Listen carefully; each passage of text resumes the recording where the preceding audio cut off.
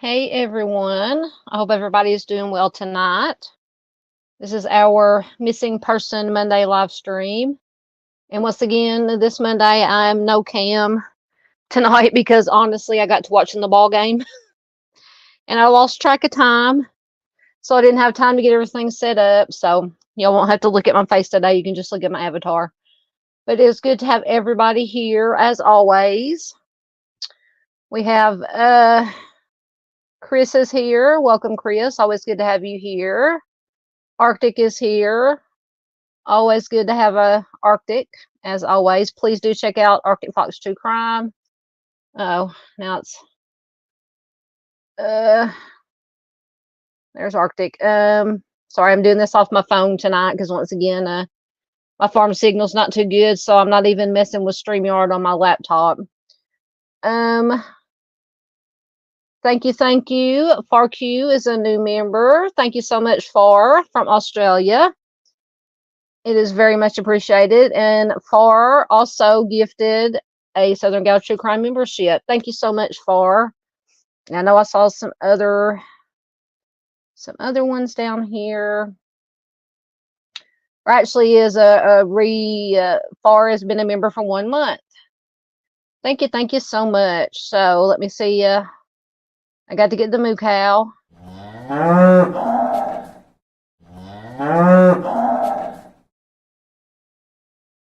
Thank you so much for everybody's support. Obviously I could not do this without you guys. It takes all of us.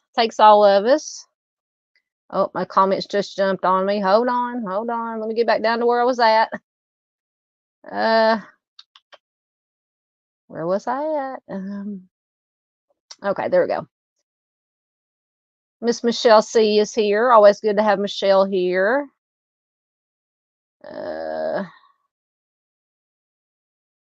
Ooh, it is hot in here tonight, guys. About to die. Truth and Justice, Miss Ange is here. Thank you for being here. Yeah, Michelle says, how's everyone doing today? I hope everybody is doing well.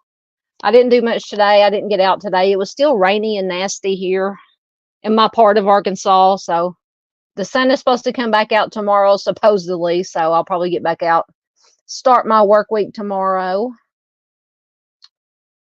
But I hope everybody's doing well. And I noticed there was some kind of tropical cyclone or something that came in on the Carolinas today. So I hope everybody, all our friends over that way are doing okay.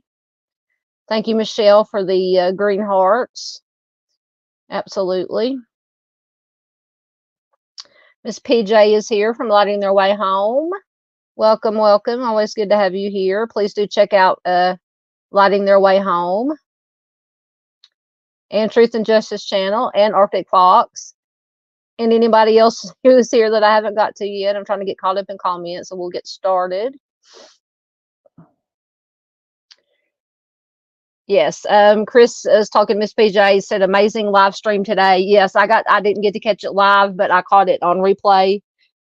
Excellent stream. And I believe I did share it on my community tab. And also I did get to pop in for Arctic. Had a premiere talking about a couple of cold cases earlier today. Also, I did share that on my community tab too.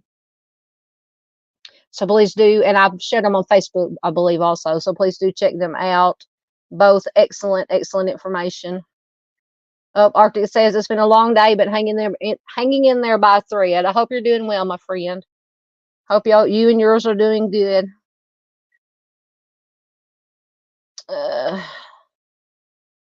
Get caught up. Just make sure nobody else is snuck in here on me. Yeah, I know, Chris. I'm trying to get my because Chris said, yes, I'm gonna give Miss PJ and Miss Ange a wrench if I can. I'm trying to get my because I don't know how to give them wrenches unless they're just commenting in live stream on the YouTube side, and I'm trying to get my YouTube to come up on my laptop so I can give them wrenches. Miss Lisa Joe is here. Hello, ma'am. Always good to have Miss Lisa. I can't talk tonight as usual, guys. Good to have Miss Lisa Joe here, as always. Miss Lisa Joe does excellent advocate work on Facebook and everywhere. She is a wonderful human being. Thank you. Arctic is throwing in links for me. There is Miss PJ's channel. Michelle says she had a hectic day and tomorrow doesn't look too promising. Yeah, I feel you. I feel you. I have a new name here, Kaleidoscope of Crime. Welcome. Good to have you here.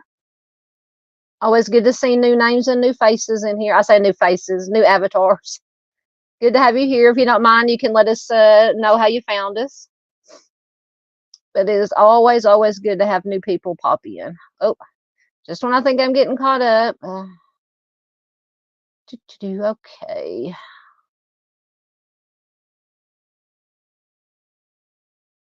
I don't know if this is a repeat or another one, but Far said, it says FarQ gifted another Southern Gal True Crime membership. Thank you so much. There's Miss Dandy.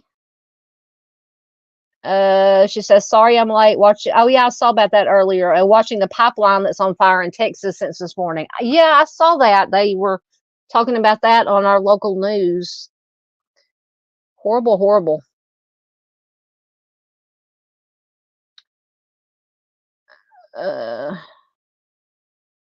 Excellent. Miss Lisa Joe says, my friend in North Carolina is okay so far. Yeah, they were having lots of flooding just from rain. It wasn't even like a hurricane or anything like that, but just some kind of tropical depression, or sorry, I'm trying to wipe the sweat off my face. Some kind of tropical depression or something that came in into the coast on the Carolinas, and it just, I think they said that they had in some places 18 inches of rain today. It's just unbelievable.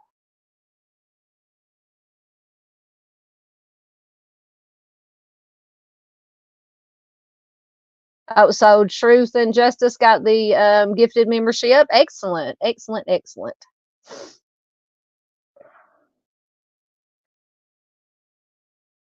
Yeah, it's I can't remember.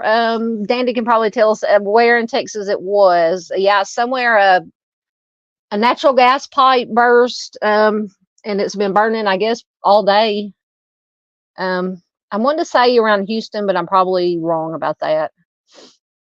Oh yeah, Michelle says yes, near Houston. All right, let me see if my all right, still trying to get no, I don't need that. I'm pushing buttons, trying not to put us into a. I'm still trying to get YouTube to come up while I'm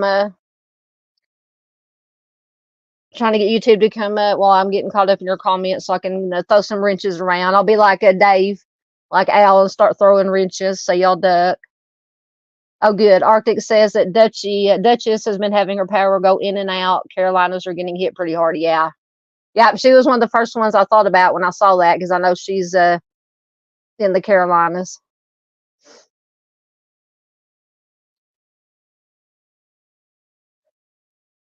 Michelle asked who else is from Texas around here.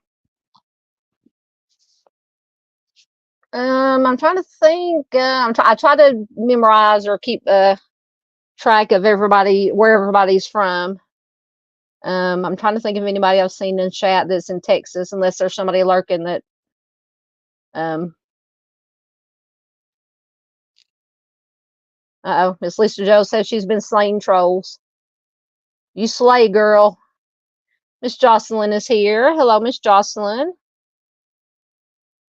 Sorry, guys, I'm multitasking. I'm getting there on YouTube to throw out wrenches.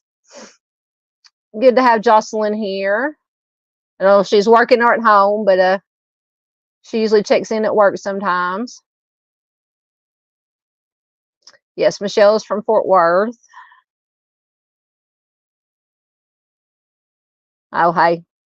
We all have big mouths.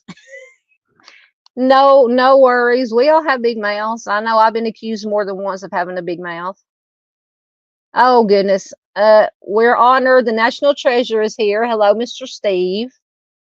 Oh, he says, you guys are incredible. I feel lazy as I'm exhausted. Hey, no apologies ever are needed from Mr. Steve or Mrs. Steve or anybody in that community. I don't know if you're out on the road. I know you said you were gonna be out on the road at some point again, or just getting home. But I hope you are doing well, Mr. Steve, and getting rest. It's always an honor to have Mr. Steve here. We love Mr. Steve and Mrs. Steve. All right. Okay, I'm still working on YouTube. Then I promise we will get started before people start leaving in droves. Oh, did I miss Paula? Somebody mentioned Paula. Oh, there she is. Hey, Miss Paula. Always good to have Miss Paula here. And probably I was going to do it this weekend, but Friday I'm probably going to be doing a live stream because there's a lot of true crime news or cold case news that's been in the news lately that I want to talk about Friday. And I keep forgetting. I don't know how I could forget that it's football season. So I spend my Saturday nights now watching football because I promised everybody and Miss Paula we're going to do another West Memphis 3. We'll probably do it maybe Wednesday or one day this next week. Because I'm gonna be tied up because I might, if I'm not watching football, we might have some family stuff going on. Saturday, I'm still working on YouTube. So I promise we will do that West Memphis 3 sometime this coming week. All right. Yeah, Mr. Steve saying hello to everybody. Yes, thank you there, or thank you, Arctic, put in Mr. Steve's link. Thank you, thank you. Oh, Dandy says somebody was hit by a drunk driver. Oh, the pipe was. Oh my goodness, that's what caused it. Oh, yeah, I know here in Arkansas, there was I don't know if it was a hit and run, but they found the guy. He was a DUI, and the woman that he hit, she ended up unfortunately passing away. So he has been charged with DUI and homicide or whatever they Okay, let me find. I must be way back in comments here. Right there is Miss Ange. Right, duck guys, I'm pulling a Dave and I am throwing wrenches. Give me 1 second.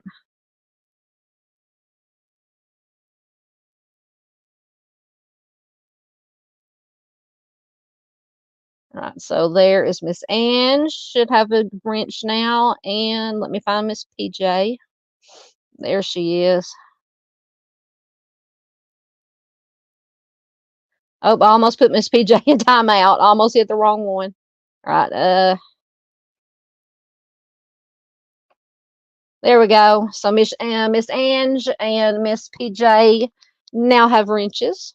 I can give Mr. Steve a wrench too while he's in here.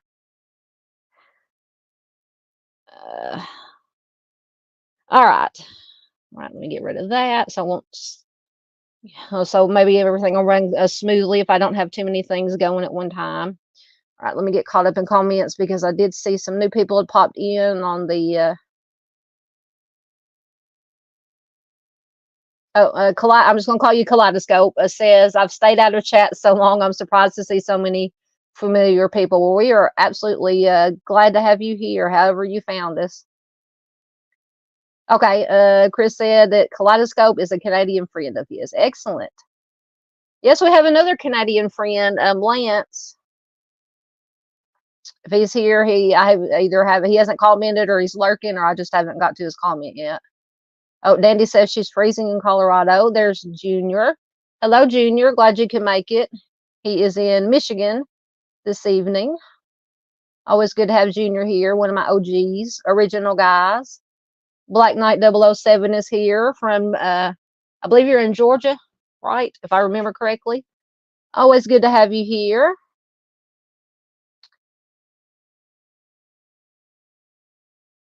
Yes, from Georgia. Mr. Steve is, I guess technically he's living in Florida or back and forth. Yes, absolutely. Please remember to hit that like button. It does help, supposedly the YouTube algorithm, or get these things into the YouTube algorithm.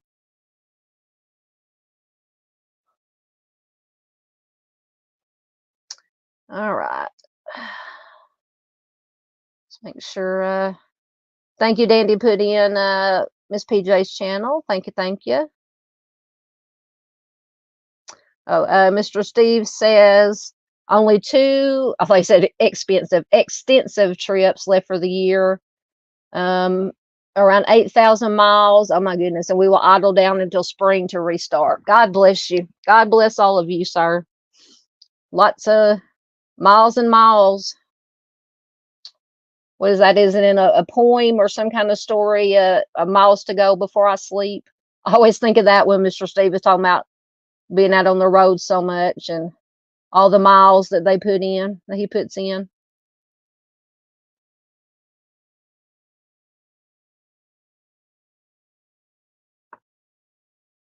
Okay.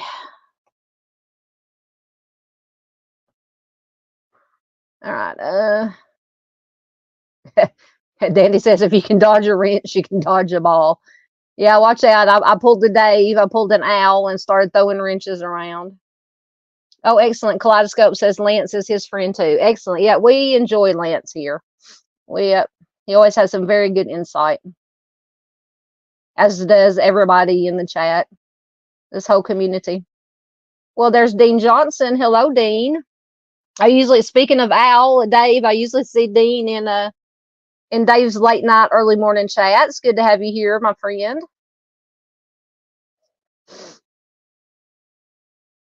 Oh goodness, Far is, I'm gonna have to get my moo cow out again. Far has gifted another Southern Gal True Crime membership. Thank you so much. Hold on.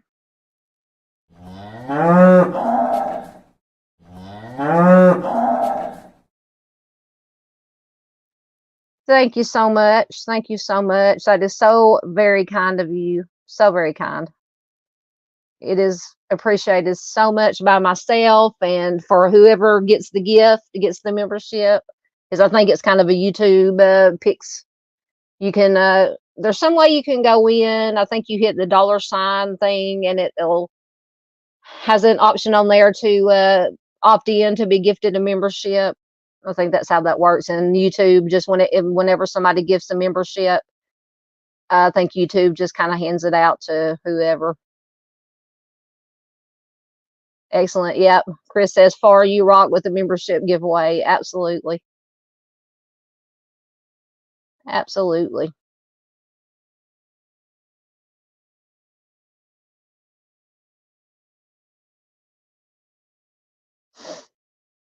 All right. I think I'm caught up.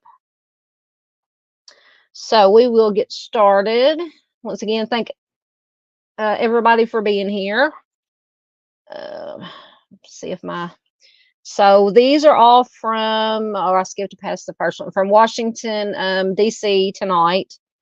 This is the last, I believe. I'd been doing the what the Charley Project has. If you ever go on the Charley Project website, which I highly encourage you do, you can go in there and search by geographical region. So I've been going through for these Missing Person Mondays for a while now, and just featuring a different state every week. And I started with what they had as the southern region.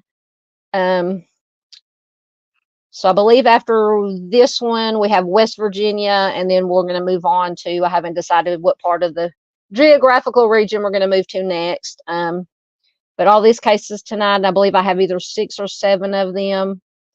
Hold on, Arctic is a... Oh, goodness. Arctic says, this is better than Oprah. Everyone be getting wrenches and memberships. Absolutely. Oh, goodness. We love Arctic.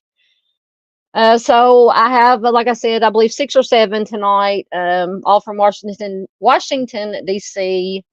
So we will get started before I keep rambling on. So first we have Yvette Baker. Yolanda went missing on August 1st, 1999 from Washington, D.C. She is a black female. She was 35 years old when she went missing. She will be 60 years old today. She was, at the time she went missing, 5'9", 160 pounds, with brown hair and brown eyes. She does have a tattoo of a rose on her left ankle. Her ears are pierced. Her nickname is Princess, and her middle name may be spelled with an E, Evette. So Yolanda was last seen in Washington at approximately 3 a.m. on August 1st, 1999. She was at her residence, which was in the 400 block of 44th Street Northeast at the time of her disappearance. She has never been seen or heard from again. She was reported missing on August 4th. Her 1999. Oh, hold on. Thank you so much, Miss Farr. Gifted another membership. I'm gonna try to keep up with chat while I'm reading, so I don't get too far behind. Thank you so much, ma'am. You are a blessing. You are a blessing. Oh, and there's another one of my OGs, original gals, Miss Michigan Wifey. Says, hi, y'all. I'm late to the party. That's all right. We're just now getting started. I was getting everybody welcomed in, and I've been throwing wrenches around, and Miss Farr has been throwing memberships around. So we are having a excellent night so far. Thank you for being here.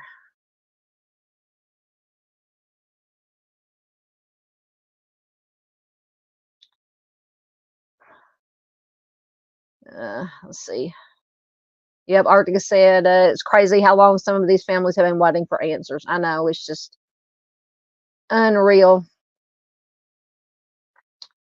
Yep, Dean said, Farq, you're awesome. Yes. Oh, Paula says Xfinity is giving her problems right now. She can't watch football. They keep pushing their app. Yeah, apparently it's halftime. I don't know. I think when I started, it was like 3-0, I believe, when I finally realized what time it was. Yep, 1999. Yep. Most of the time on this Missing Person Mondays, I do older cases, cold cases, missing.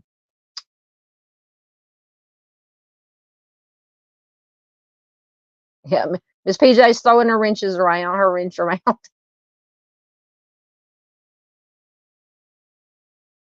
Yeah, Artie says we're gonna have to build a corral for all the new moo cows. Absolutely.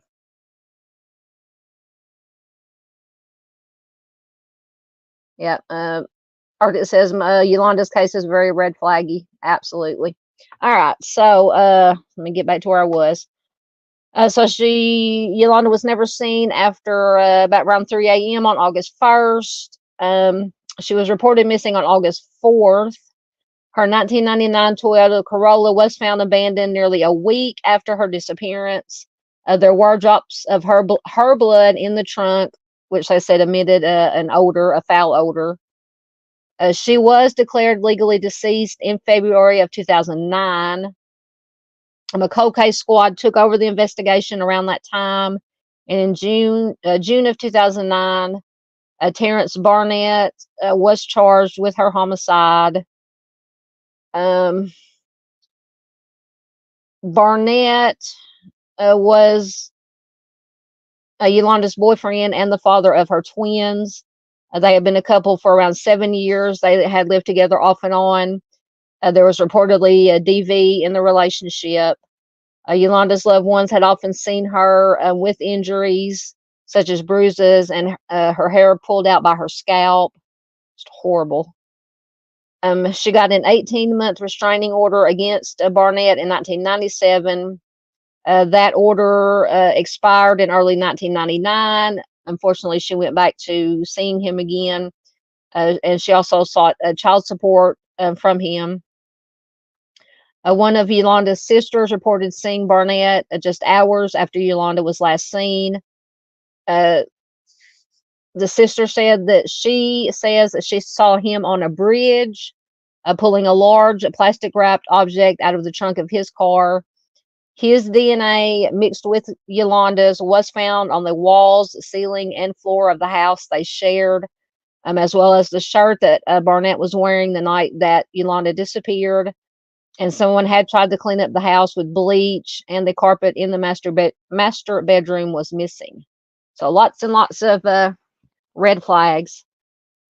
Barnett's attorneys, of course, stated that he is innocent, and the DNA of two other men was found in the trunk of Baker's car, of Yolanda's car, while Barnett's DNA was not present. These same men were reportedly seen driving Yolanda's car after she disappeared. After 3 days of deliberation, a jury did convict Barnett of second-degree homicide in March of 2010. He had been charged with first degree, but the jury couldn't find sufficient evidence, they say, to prove that he had planned. It wasn't premeditated. Foul play is most obviously suspected due to the circumstances. Unfortunately, Yolanda's remains have never been found.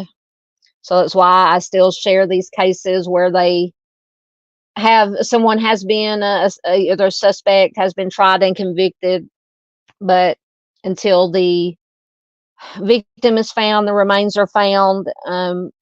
These families still need closure. These victims names need to be out there. So that is why I share these kind of cases. And I do have let me get it started an article with a little bit more information. Let me get caught up in your comments.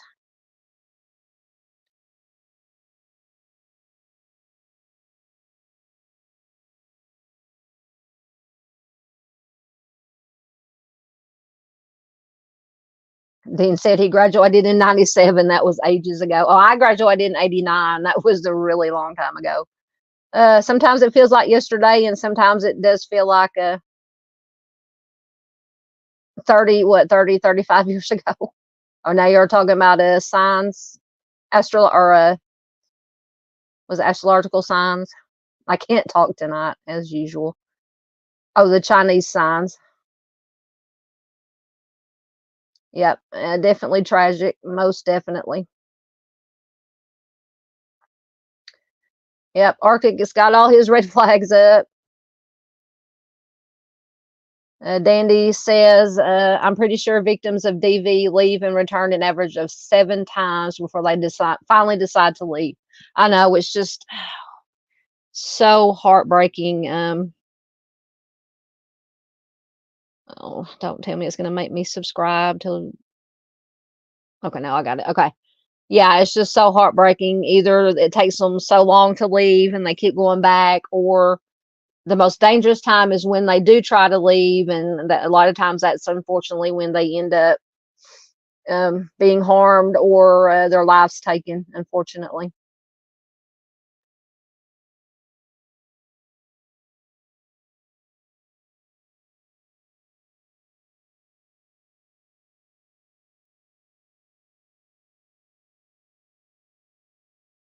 Goodness gracious. God bless y'all. All right, I'm caught up. Okay, so this article is from, when is it from? I'm hoping it'll let me read all of it. 2010.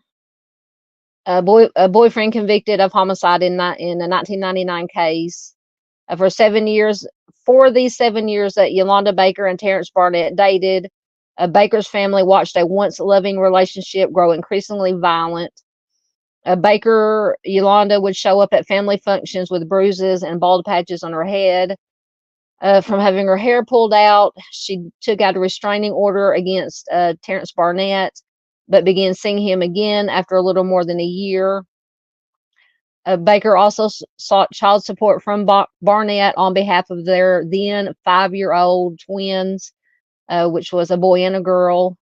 Then, after the two had seemingly made amends, Yolanda went missing from her Northeast Washington home. She has not been seen since. Like I said earlier, authorities declared her deceased and charged Barnett, and he was convicted. After Yolanda disappeared, her family members spent years trying to find answers, closure, and accountability in the death of the woman they had nicknamed Princess. On Tuesday, after 3 days of deliberating, a DC Superior Court jury found Barnett, 45, guilty of second-degree homicide. Like I said, once again earlier, he was charged with first degree. As the jury foreman announced the verdict, Barnett bowed and shook his head slightly. Cold case detectives sitting in the back row of the courtroom fist pounded each other and smiled, and members of Baker's family, who filled up 3 rows of one side of the courtroom, and members of Barnett's family sitting on the other side, broke into tears. Andrea Flemings, who's one of Yolanda's sisters, says, all these years, it's over. Dion Haynes Parker, another one of Yolanda's sisters, said, we are very pleased. Thank God for this justice. As family members gathered outside the courtroom, Baker's twins, who are now teenagers, and they will be grown now because this article is from 2010. At the time, they were being raised by her family. So at least the children had family members to take care of them. Yolanda's brother-in-law, Leroy Fleming, said that although his family mourns for Baker, they are also concerned about the twins. Fleming said, I'm glad the kids can now have some closure. They lost their mom and their dad the moment this happened. Cold cases are challenging to prosecute, but homicide cases in which a body is not found are even more difficult. This was only the 4th case without a body that the district U.S. Attorney's Office has tried since the 1980s, according to officials.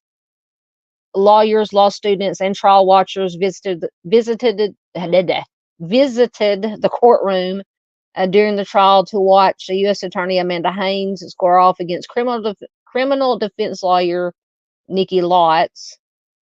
Lotz insisted that Barnett was innocent, telling the jury that there was no evidence of Yolanda's death and no eyewitnesses linking Barnett to Yolanda's disappearance or her death.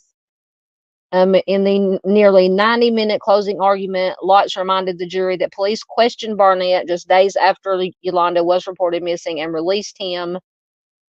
Yolanda's car was found blocks from her house days after she disappeared, and after 2 other men had been seen driving the car. Now, in all the articles I found when I was researching and looking, apparently these 2 other men, I don't know if they were even found or questioned, but according to the defense, they said that their DNA was also found in the car, but I could find no mention of who these other 2 men were. So these other 2 men had been seen driving the car around the district. Lots dismissed this as what they called a cockamamie story, that one of Baker's sisters saw Barnett hours after Yolanda had gone missing, standing on the 14th Street Bridge outside Baker's car and pulling a large plastic bag from the trunk. Lots called the case a witch hunt based primarily on Barnett and Baker's volatile relationship.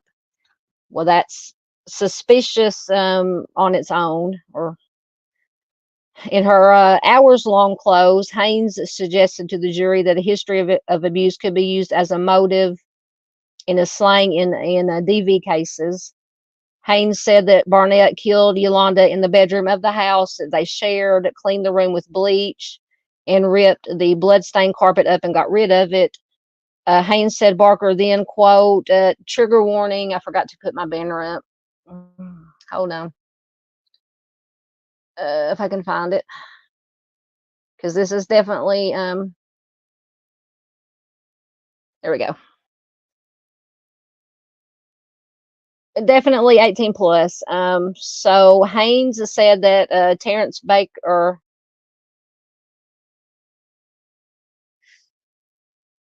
well, they said Baker, but Barnett, then, quote, chopped up her body, put it in the trunk of her car and disposed of it. And they said her car is her gravesite. That is horrible. During the trial, Haynes called about 30 witnesses, including family members, court officials, prosecutors, and police officers. All testified about the DV in the relationship and Baker's efforts to seek help from police and the courts.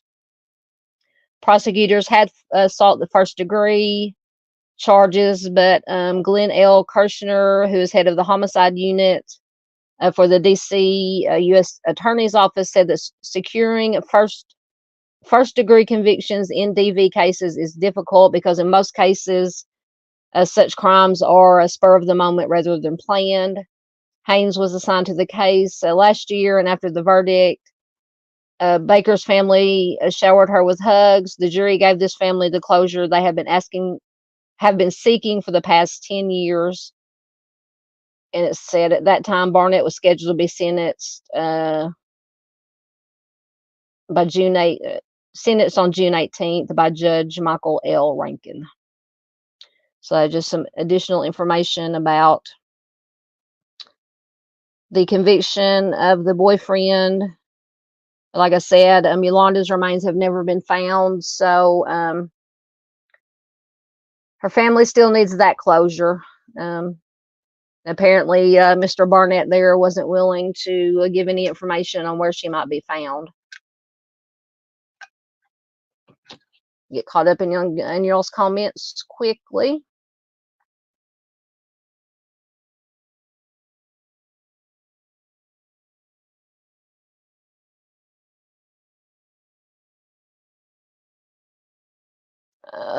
Getting back down to where I was. It's 20 people in here. Thank you so much, guys. I'm so excited to have so many people in here. That's a lot for my little channel. I appreciate you guys.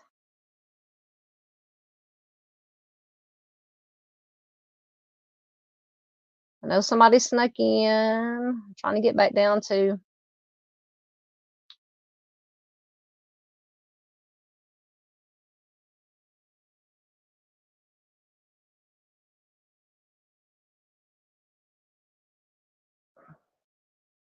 Okay, I think I got back to where I was. All right. Yes, Standy says we aren't survivors, we are warriors. Yes, ma'am. Thank you, Miss Ange.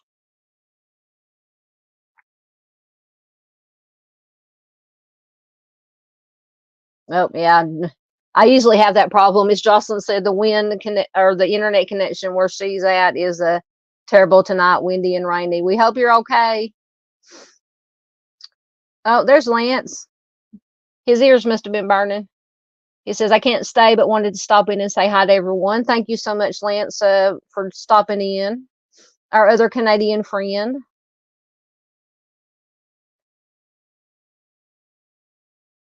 Getting caught up. Vid Inquiries is here. Welcome, welcome.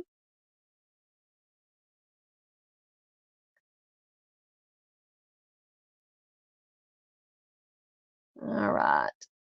Uh-oh, FAR is added again, unless that's one that I already did, but if so, that's okay. Another Southern Gal True Crime membership. Thank you so much.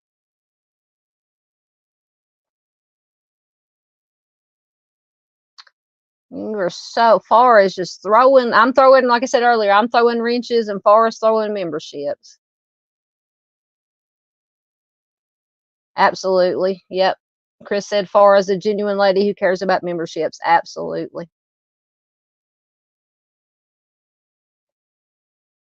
Oh, Glasgow said, well, I have a lot of info. Uncle Google has a lot of info that I get. I use the basic information comes from the Charley Project, and then I always try to find get on the Google machine and find some additional articles with some additional information. But thank you. You're not an outsider, Dean. Dean said he felt like an outsider. You're not an outsider. You're just an early bird tonight instead of a night owl. You're always welcome here, Dean. You know that.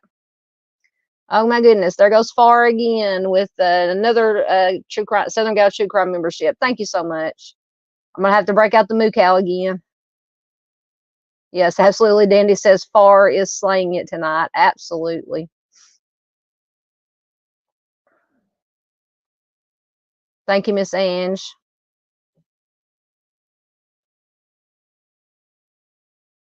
Yeah, Dandy says, welcome to the farm. Absolutely.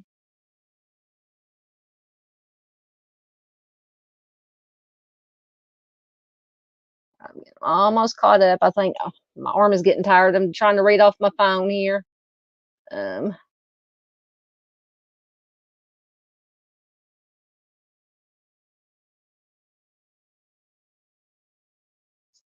right.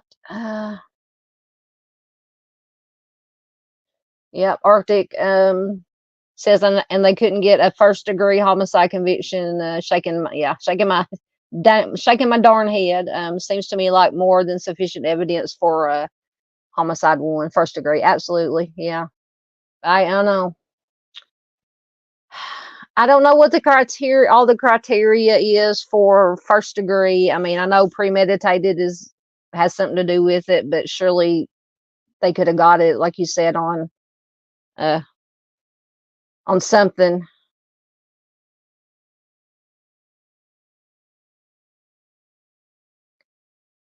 All right, looking at comments.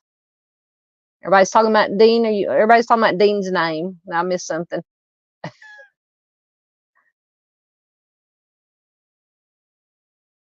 Oh, fam.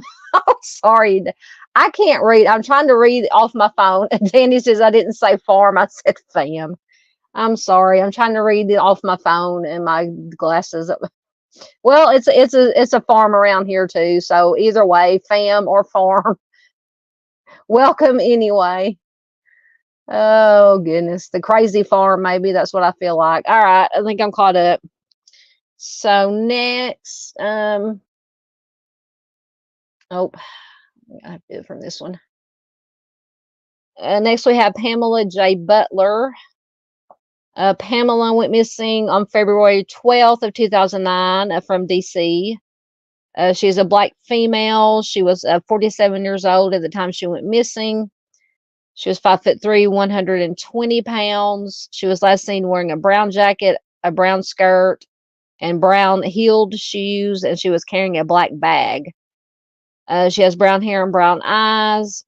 She has a black tattoo covering, or a black tattoo cover up on her left shoulder, and it says her ears and navel are pierced.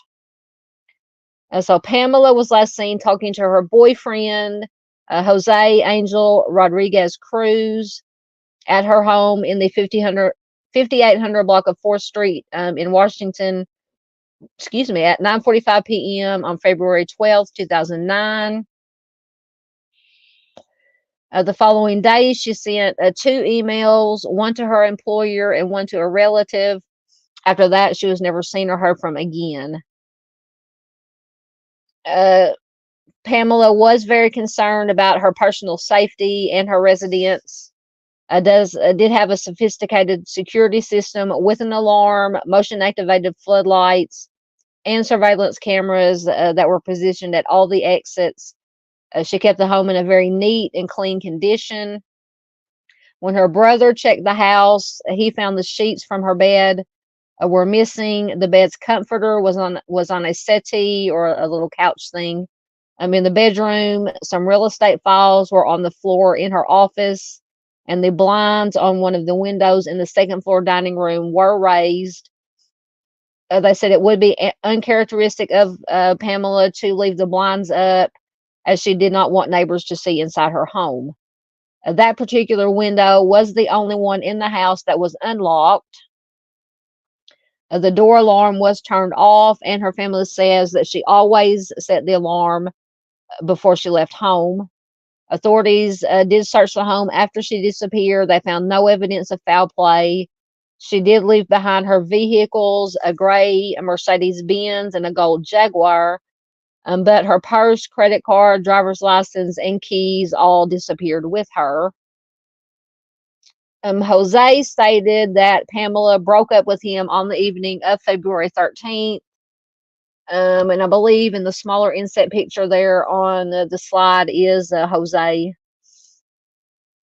They met through an internet dating website.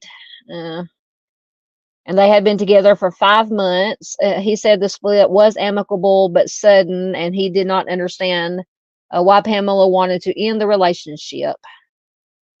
The surveillance videos show him leaving the house at around 11:30 p.m. on February 13th. He was filmed coming in and out of Pamela's house 3 times in the days following her disappearance. And no red flags there. He says that he was removing his belongings from the home and dropping off other items.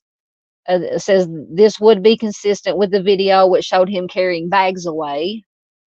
The video didn't show Pamela leaving the house. The last time that she was filmed was on the evening of February 12th, which, if you go back, it says that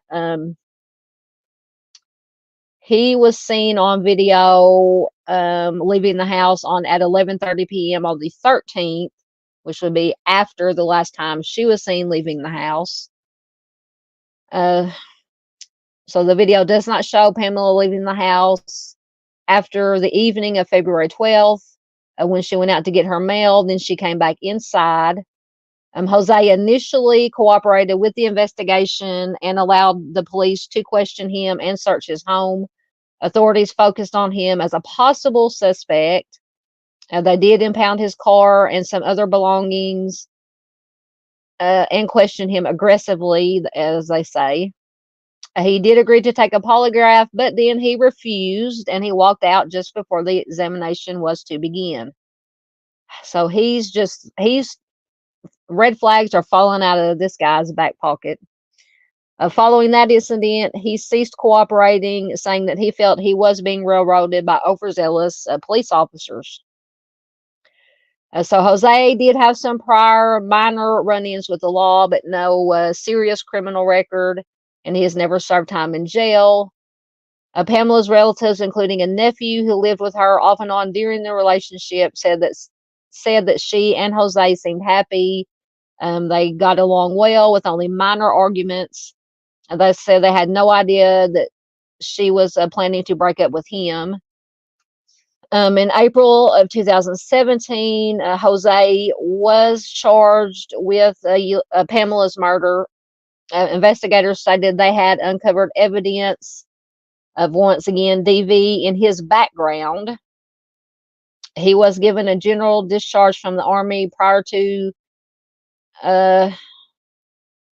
says his disappearance because of instability, and he had twice previously threatened to harm his female boss.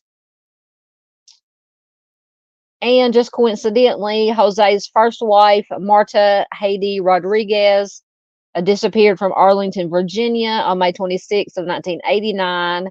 She had accused him of DV, and they were estranged when she went missing.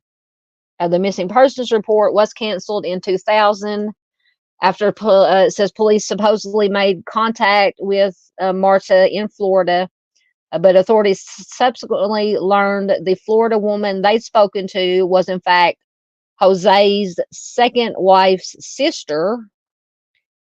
Lots to unpack in this one. And she had impersonated Marta using Marta's date of birth and other identifying information, which Jose supplied to her. In October of 2017, Jose pleaded guilty to a second-degree homicide in Pamela's case. He was sentenced to just 12 years in prison. He admitted that he had beat and strangled her to death after an argument about his unemployment. He led authorities to a place where he said he dumped her body, but the area has since been paved over, and investigators don't know if Pamela's body is recoverable, which that's just so sad and unfortunate. In June of 2018, Marta's body was identified. That was the first wife that disappeared.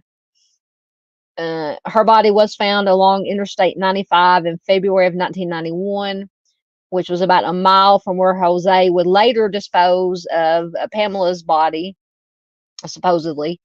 In October of 2019, over a year after Marta was identified, Jose was charged with first-degree homicide and the unlawful concealment of her body. He pleaded guilty to second-degree homicide in November of 2020, and in April of 2021, he was sentenced to 40 years in prison. Pamela had a bachelor's degree in information technology and a master's degree in public administration from American University. Her single, brief marriage ended amicably in the 1990s. At the time of her disappearance, she was employed as a computer systems analyst with the Office of Enforcement and Compliance Assurance at the Environmental Protection Agency. She did earn a six-figure salary with the EPA. I was wondering what she did to be able to afford those two vehicles, the Jaguar and the whatever the other one was, the Mercedes.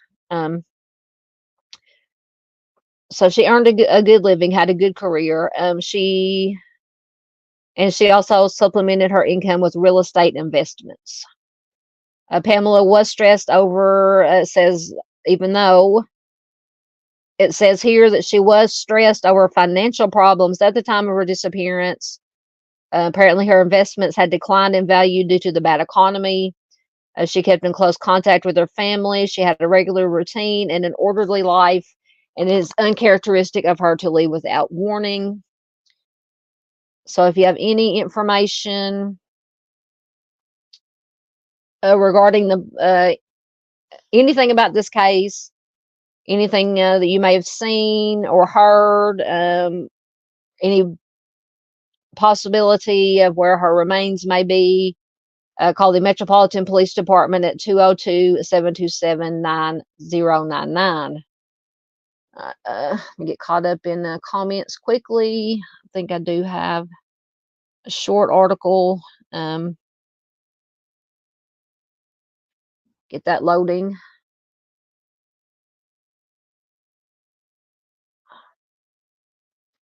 I know you guys have a lot to say about this one.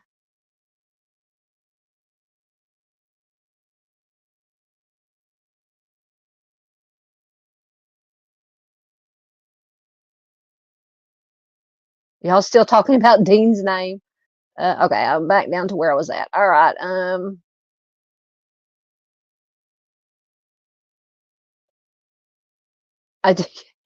Oh, yes, I'm trying not to read them. Dandy said, you're killing me. We can't have Dawn reading these. I know. Oh, thank you. Kaleidoscope says 20 is pretty good. I once did a live with only Chris there. Hey, if just one person is here, I will do a live stream. I don't care how many people here. Of course, obviously, I want as many people here, either live or watching replay, as possible to get this information out to everybody. But yeah, I appreciate everybody who joins in, who watches replays. Most definitely.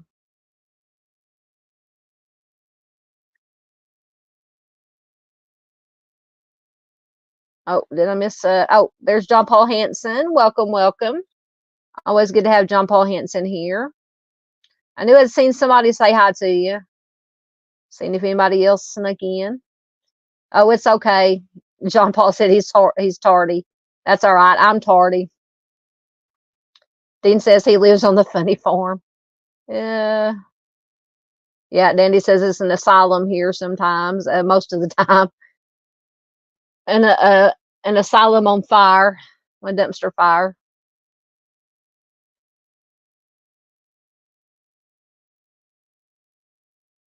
John Paul says, when you're saying accounted for, does that mean the police has possession of the vehicles?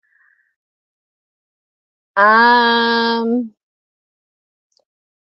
you talking about, hold on, I'll have to go back. Are you talking about Pamela's vehicles? All her vehicles are accounted for. Now, I don't know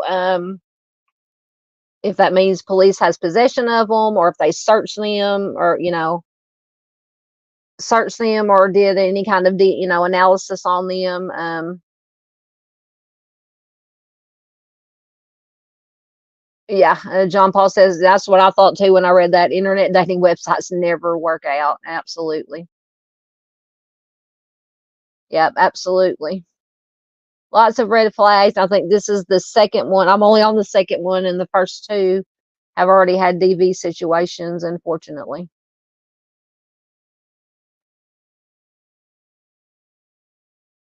Yeah, because John says because the dating sites are full of desperate people who do desperate things. Yep. That could be true in all facets of life, though, unfortunately. Chris says he's seen Pamela's case before. Yes, this guy is, oh, almost put you in timeout. This guy is dangerous, absolutely. Yep, red flags.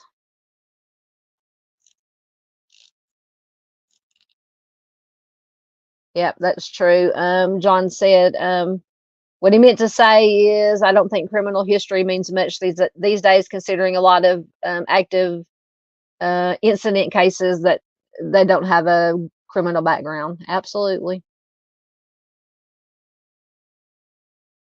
Oh, I had to check that out. I have Netflix. Arctic said movie recommendation for those with Netflix: Into the Fire, The Lost Daughter. What is that about? I'll have to check it out. I do have Netflix. Yes, I agreed. John Paul says 12 years in prison is weak. Absolutely. That's what I thought when sorry, I'm trying to get adjusted here. 12 years. That's what I thought. And he got 40, what I say, 40 years for his first wife, for Marta. That is a question. Kaleidoscope says, why do people do such awful things to each other? Absolutely.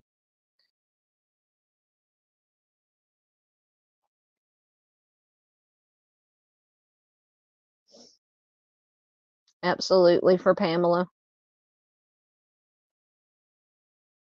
Everybody's talking about autocorrect. I know, I hate autocorrect. Or the auto fill in.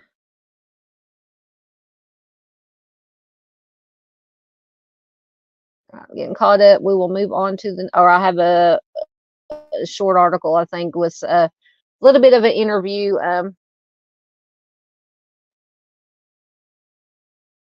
Oh Lord, Arctic and his gummies. Oh my goodness.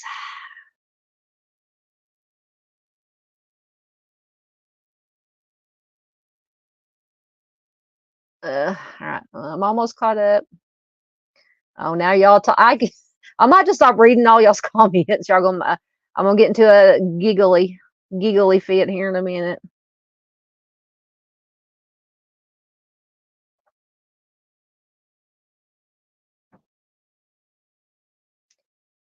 Okay, I think I'm caught up. All right, so this article, absolutely. Kaleidoscope says to anyone in a DV relationship, you matter and you deserve better. Absolutely. All right. This article is from 2017. It says Pamela Butler's remains may be located, but too difficult to recover, according to her brother. Excuse me. Sorry, I had to get a quick drink. The brother of Pamela Butler, the Washington D.C. federal worker who disappeared before Valentine's Day 2009, said police told him they believe they got a positive hit on where his sister's remains are buried along Interstate 95 in Virginia. Sorry, I'm swatting ads. But they won't try to recover them because it is too difficult. A portion of the I-95 express lanes in Stafford County were closed as police searched from 10:15 a.m. until 1:20 p.m. One of the access points to the express lane was closed during the search. Keep in mind, this is back from, what I say, 2017, this article. Police searched 2 locations with dogs, spending about 2 hours on the median between the southbound lanes and express lanes near mile marker 147 in Stafford County, and about 1 hour on the service road between the northbound and the southbound lanes. 1 or 2 search dogs hit on a spot at the mile marker 147 location, according to Derek Butler. I'm assuming that's one of the investigators. Jose Rodriguez Cruz, who agreed to serve 12 years in prison. So apparently he got a plea deal. That's why the 12 years. He agreed to serve 12 years in prison on a second-degree homicide charge for Butler's death. So he made a deal, apparently. They would only give him 12 years in exchange for providing information on where her body could be found. So he told police that he buried Pamela in the median strip between the northbound and southbound lanes of I-95. Multiple law enforcement sources told News 4 that Rodriguez Cruz led investigators to a spot along I-95 last week. There was no statement from police at that time. DC police spokesman Dustin Sternbeck said at the time the search for Pamela Butler remains an ongoing process. Derek Butler, who arrived at the location. Oh, Derek Butler's her brother. Excuse me. Derek Butler, who arrived at the location before the search started, said police believe his sister's remains likely are buried in the median of I-95. Now, my question is, I don't know how busy this I-95 is, but my question would be, how hard it would, to me, in my opinion, unless it's not a very busy highway or you do it in the cover of darkness, but even then, how could you bury somebody's body, dig a hole, bury somebody's body in the median of a highway and not be seen? Is anybody else wondering this? That would be my first question. Anyway, so he said, sorry, I lost my place when I had my thought pop in my head there. So they arrived at the location before the search started. Her brother said police believe his sister's remains likely are buried in the median of I-95. He said he is very disappointed to hear it is too difficult to recover them. He said he was told the many improvements to the express lanes and the drainage in the area over the past 8 years make digging there too risky, and the chance of actually finding Pamela's remains is too little. Derek Butler said he put his trust in the investigators, but was skeptical of Rodriguez Cruz. See, I have a problem with somebody had to, if he actually would bury them in the median of a busy highway. I said, I don't know how busy this I-95 is, but I just have trouble with this. So Derek Butler said they seem to have vetted him pretty well, and they seem to think they're on the right track. It will be 9 years of, I guess, agony lifted off of me. Oh, bless his heart. Bless the family members. Because DC police are investigating, and Pamela's body is believed to be in Virginia. It took time to coordinate an effort to recover her remains. A part of the problem in finding the body is that memories fade over time, and the landscape of that area has also changed over time due to road improvements. But there still had to have been an interstate there. I don't think the interstate is that new or would be that new. Now, I don't know. Butler, Pamela, who is an environmental, worked for the EPA, was last seen. We went over that. Butler and okay, we went over that. So they got into an argument in the basement of Pamela's home on February 13, 2009. He said he punched Butler, strangled her, then he loaded her body into his car through a rear window of her home. Surveillance cameras once again captured video of Cruz entering and exiting the following day. During that time, prosecutors believe Rodriguez Cruz went through her things and removed sheets from her bed. Her family declared her legally deceased after she had been missing for more than 7 years. At the time, Derek Butler said her family wanted to settle her affairs and had accepted that she is gone. Derek said, to be honest with you, I knew because I just know my sister, probably a week in, that we were not going to find her alive. Just breaks my heart. The declaration allowed police to pursue homicide charges against Rodriguez Cruz. Rodriguez Cruz repeatedly denied involvement in her disappearance, yada, yada, yada. Derek Butler said when he asked Rodriguez Cruz if he took the life of his sister, he spoke about her in the past tense, saying, I loved your sister. Derek Butler said that he had liked Rodriguez Cruz the first time he met him. He said he seemed like a really nice guy to turn out to be such a sick character. Absolutely. So he talked about the disappearance of his first wife.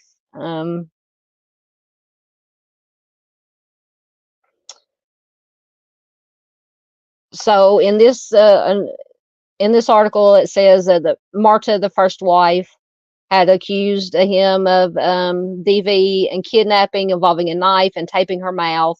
In court documents, he was quoted as saying, "If I can't have her, no one will." So yes, whoever said earlier that he was a dangerous guy, most definitely. And then she mysteriously disappeared before she got to testify in court.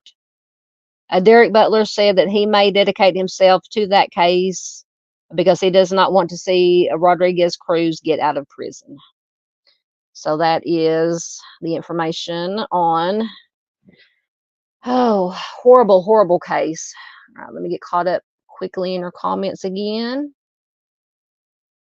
Oh, we've only been going an hour. We're doing good.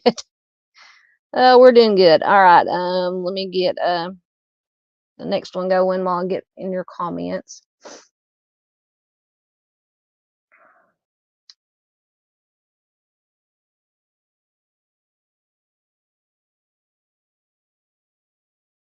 Just getting down to where I was. All right, there I am. Okay.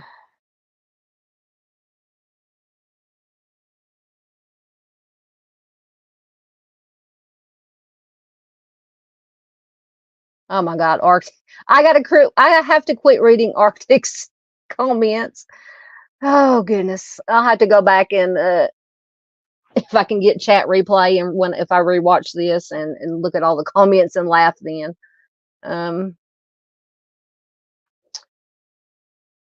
Yes.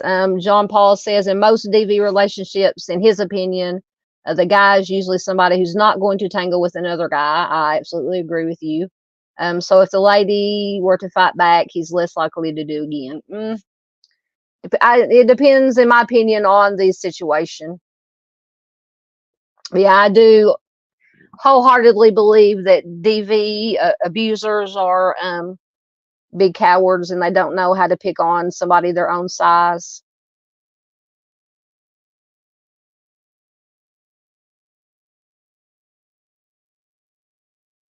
Thank you. Dandy has put up some numbers. Thank you so much, dear.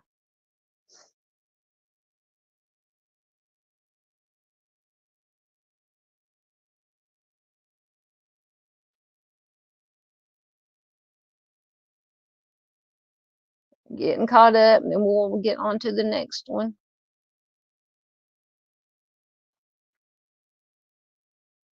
There's Miss Heather Brown, another one of the night owls, as we call ourselves. All right, that's what I call us. Hey, friends, I can't believe I finally caught a live. Excellent. Good to have you here, Heather. She's another one. She and Dean, we're all part of the Night Owl crew on Dave's live streams. So good to have Miss Heather here.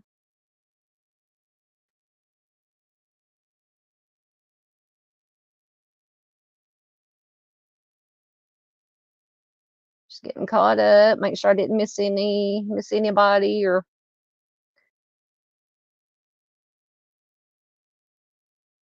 Yeah, Heather says Dean, my partner in crime. Absolutely. Uh, hello back, Miss Heather. Oh, vid inquiries. They may have. I don't know how far behind. Got to jump off for now. TV night with Hub. Absolutely. Spend all that time you can with the family. Thank you so much for dropping in. Always. Also, please check out vid inquiries. Somebody can throw the link for vid inquiries in. Absolutely.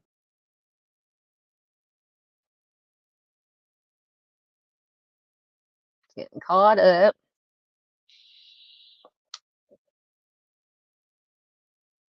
Yep. And Miss Sanchez, absolute cowards. Yep. I agree. If you're talking about abusers. Thank you so. Oh, I had to get the moo cow again. Miss Heather Brown, $1.99 super chat. So good to see everyone. It is so good to see Miss Heather. Hold on. Y'all may get tired of this, but everybody gets their moo cow at least once. Oh, if I can get it. Hold on. Oh my goodness, my moo cow is not cooperating.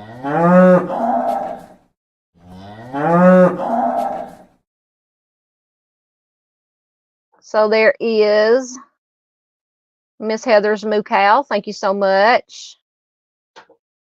We appreciate it.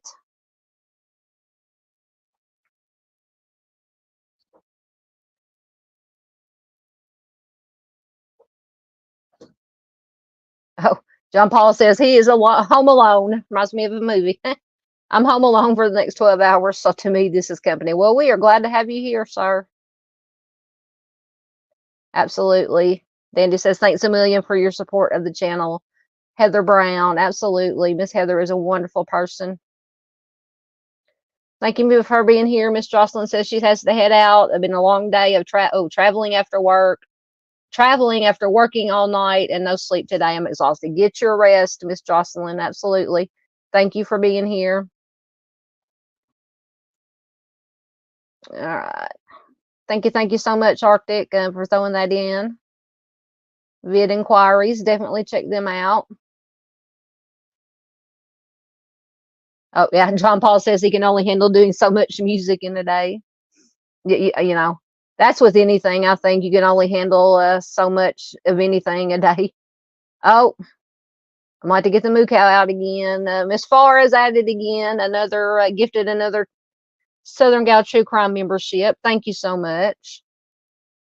Hold on, y'all gonna get sick of the cow. Oh, I lost the cow again. Oh, there it is.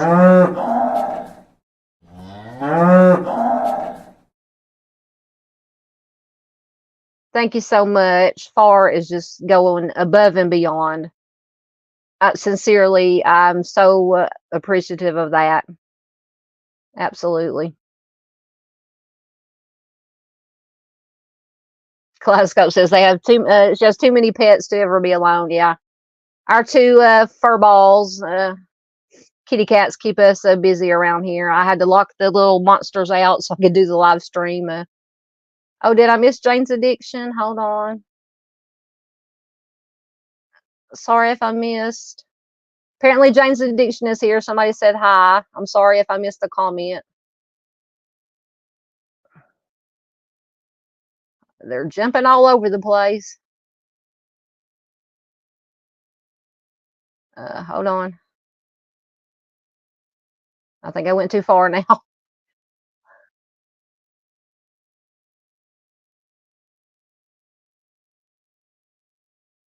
Oh yeah, okay. Hold on, guys. I promise. I'm almost okay.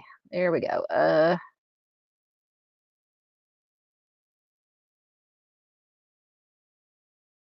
Hello to Jane's addiction. I can't find your comment. I apologize, but welcome, welcome.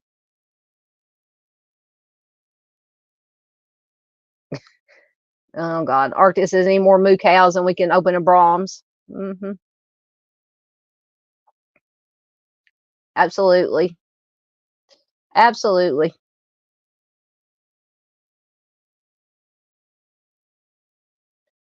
Absolutely. Far is the queen of the memberships of everything tonight.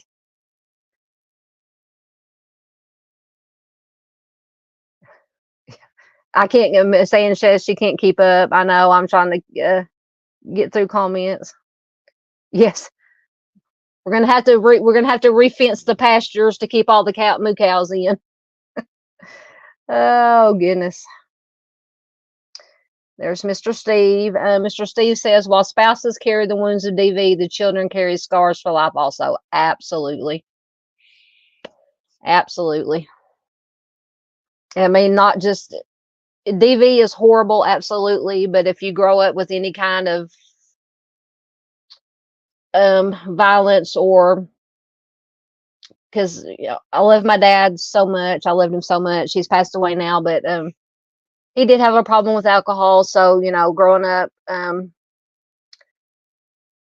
obviously not as bad as DV victims, but yeah, any kind of turmoil within a household definitely scars children. Absolutely. Kaleidoscope says they love the cow, my moo cow. I think everybody loves my moo cow.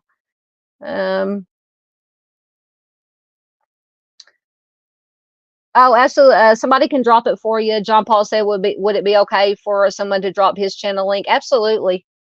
Yes. John Paul Henson. Is it John Paul Henson Music? I know that's what you used to show up as.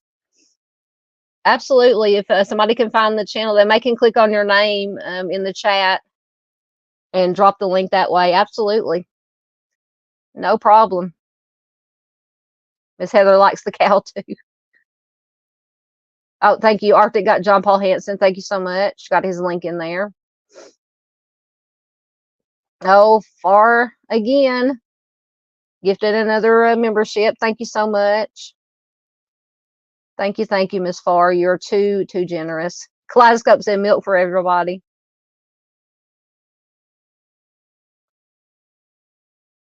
Absolutely dandy. God bless you, sister. So I guess Holly, I don't know if she's here, was gifted a membership. Excellent.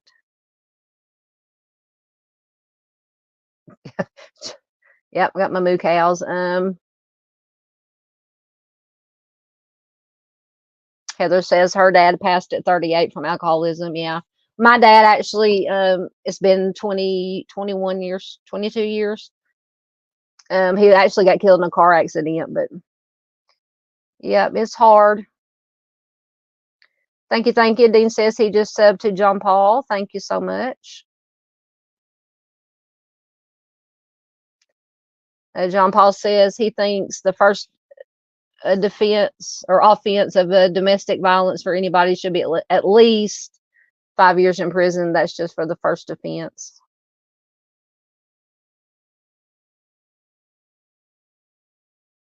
Okay. Oh, goodness. Dandy, you kill me. Between you and Arctic.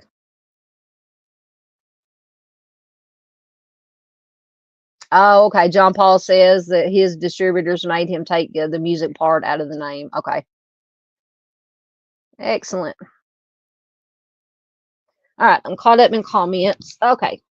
Back to business here. This is, let me get a quick drink. Michelle Marie Champagne. Michelle went missing on March 9th of 1993 from Washington, D.C. She's a white female, 30 years old at the time she disappeared. She would be 61 years old today. At the time she disappeared, she was 5'8", 120 pounds, with brown hair and blue eyes, and she is a Belgian citizen. So Michelle's parents last spoke to her on March 9th of 1993. She had just returned to the U.S. From a trip home to Belgium with her live-in boyfriend. She was in Washington, D.C. at the time of that conversation. She told her parents that she was going to stay in town in D.C.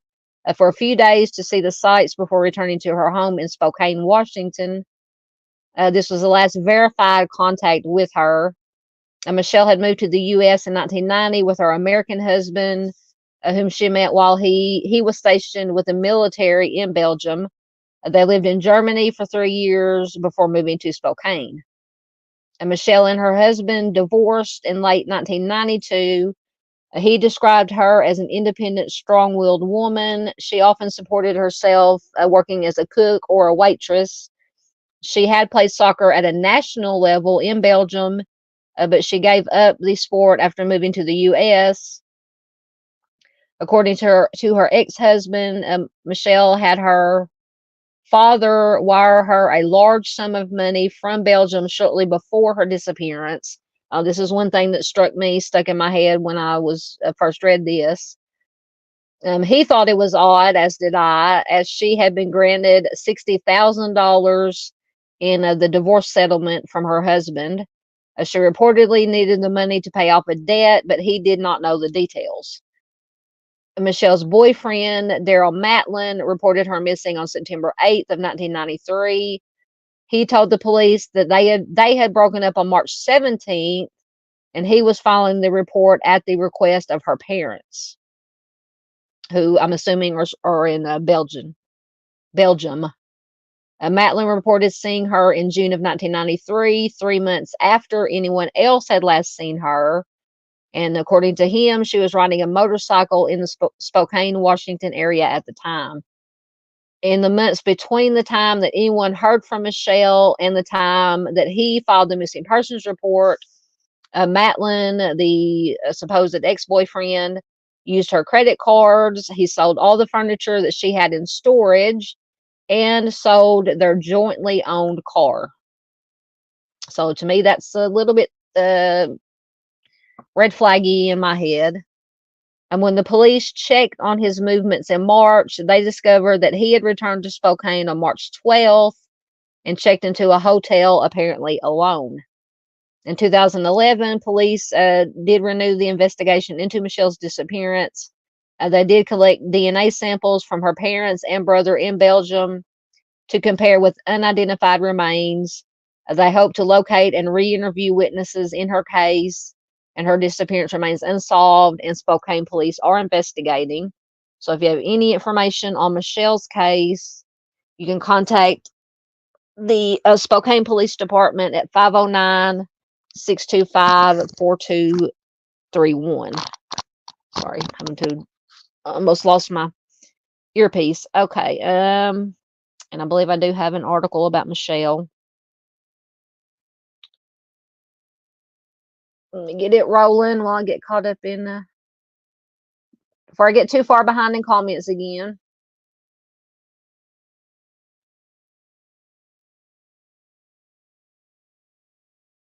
Thank you, Heather. Thank you, Heather.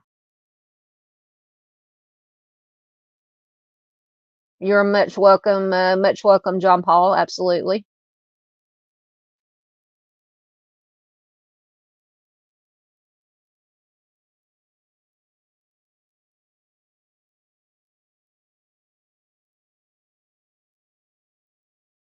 Yep, absolutely. Arctic's got red flags. X making the missing report. Absolutely.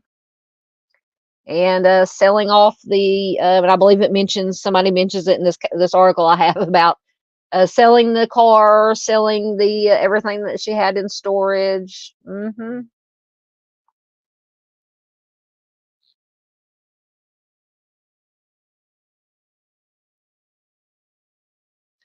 Thank you, Miss PJ. Yes, please remember to smash the thumbs up and share. Absolutely. Supposedly, the mysterious YouTube algorithm that helps like, shares, comments, all those things. Supposedly, get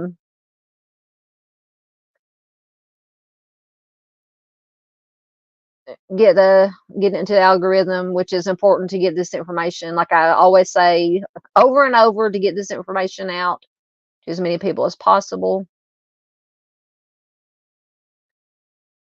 Thank you, Arctic, for dropping Kaleidoscope's link. Thank you.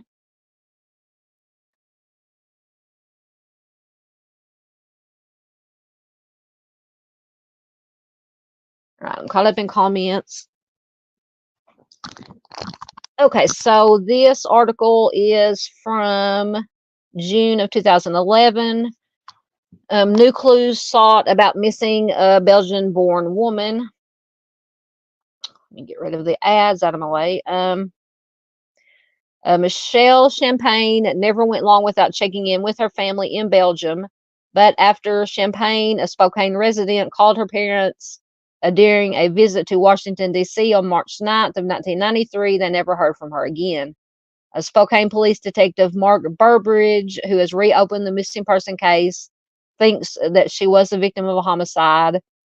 He's hoping recently obtained DNA and a re-examination of the case will turn up some clue to Michelle's fate. He says she is the kind of young lady who called home every week to say hi to her parents.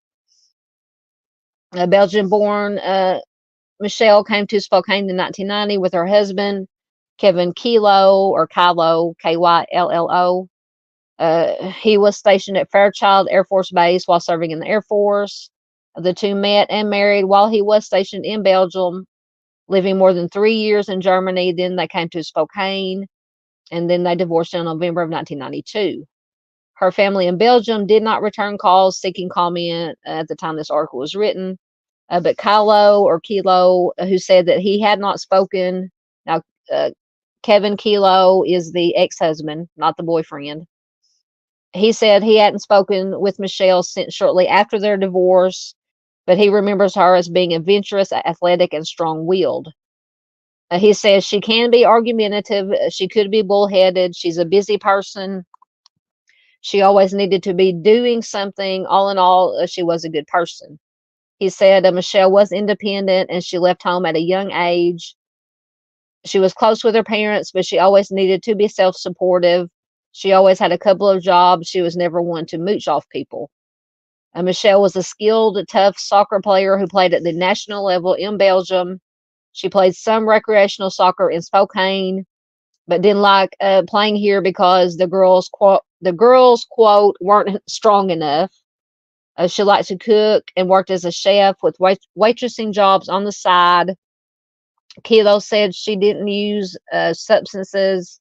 She seldom drank, but the adventurous, blue-eyed Belgium did have a wild side. He says she liked motorcycles. She liked to ride. The last time the two spoke, Michelle had started dating another man and told Kilo that she was having a large sum of money sent from her Brussels bank account. Despite having been granted $60,000 in their divorce, Kilo said it struck him as odd, but he did not press her for details. Yes, I'm still wondering about this $60,000 transfer of money. I wonder if the ex-boyfriend had any, if it was his suggestion. Let me just say that. She had said she had called her dad and got some money from there sent back to her to pay off some debt that she owed to somebody.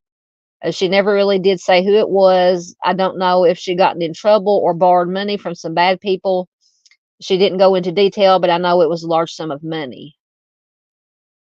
Michelle was reported missing in September 1993 by another man, her former live-in boyfriend, who told police. Sorry, my page jumped on me. That they had broken up about 6 months earlier. The boyfriend told officers in 1993 that he hadn't talked to Michelle since they split, and that he filed the missing person report, like I said earlier, at the request of her family in Belgium. So this article is not naming the boyfriend because obviously he has not been arrested or charged with a crime. What police do know is that Michelle and her boyfriend spent a month and a half in Brussels visiting Michelle's parents. They flew back to the U.S. through Washington, D.C., where Michelle called her parents and said they had arrived safely. She told the parents that they were going to stay in D.C. a couple of nights to see the sights. Burbridge said that's the last anybody ever heard of her. After months passed without any contact, Michelle's parents grew increasingly concerned and repeatedly urged her former boyfriend to report her missing. He insisted that he had not talked to her and he had no idea of her exact whereabouts. To me, that's just, I'm not saying he did anything, but to me, that's just very suspicious. On September 8th of 1993, nearly 6 months after her family had last heard from her, he did file the missing person report. But once again, he explained that he had not spoken to Michelle since their breakup on March 17th. He did tell detectives he thought he saw her around town and that she had supposedly left love letters in his mailbox. Okay. In the months before filing the missing person report, detectives say the boyfriend's behavior was curious.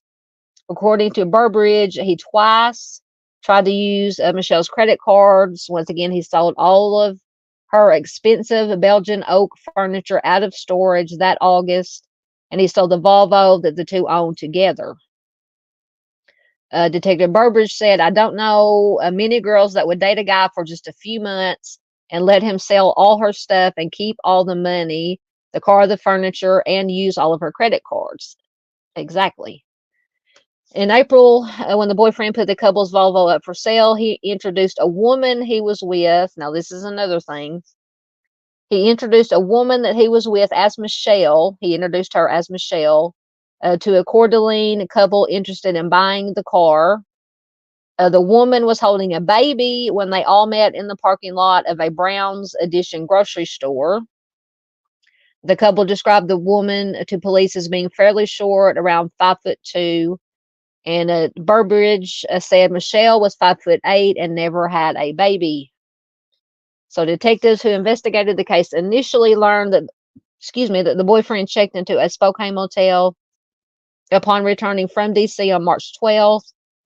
He was apparently alone, and the first phone calls he made from the hotel were to an auto parts store and a windshield repair shop. So add that to the list of red flags. Could be perfectly legit, but I'm just saying, when you look at everything together, the detectives talked to the clerk, and the clerk was certain that he checked in alone and never had any guests. The former boyfriend has refused polygraph testing, telling the police that he, quote, doesn't believe in that kind of magic. Don't know what he means by that. In a recent interview, the boyfriend said he remembers very little about Michelle and their relationship. Really? I mean, they weren't together long, but I think they said, what, 5 months? I mean, how could you forget about 5 months? Which he said ended because they were not, quote, a symbiotic fit. He said he was shocked when a detective knocked on his door earlier this month after so much time had passed without word from police or Michelle's family regarding the investigation. He says, I was certainly dumbfounded. I don't have a whole lot to say about it. I told the detective everything I could possibly say way back when. He says, I don't remember anything. It's a whole lifetime ago. Regardless of detectives' questions about his behavior, he maintains he had nothing to do with Michelle's disappearance. He said, really, at the end of the day, I feel like I stand on good ground and I'm good in my heart. I am somewhat reluctant to be involved in any of it. Despite the case's seeming stagnation, Detective Burbridge is pressing on. He recently got DNA samples from Michelle's parents and brother in Belgium and has been trying to compare them with remains in both the DC and Spokane areas. So far, no matches have come up, but he's hoping to generate new tips or uncover additional evidence. He sent the title of the Volvo to a handwriting analyst to see whether it is Michelle's handwriting or someone attempting to imitate her writing, as he believes. He says, I'm not like super detective. The detectives that worked on this in the past put a lot of work into it. I'm just hoping I can come up with something that they didn't come up with. He also wants to know who was with Michelle's boyfriend, the pregnant or the lady that had the baby, when the car was sold on April 30th of 1993. He says, I would like the woman to come forward and anyone that the boyfriend may have made statements to over the years to come forward. So, yeah, like I said, obviously he is not, the ex-boyfriend has not been arrested or charged in regards to Michelle's case, but definitely would be on my list of persons of interest.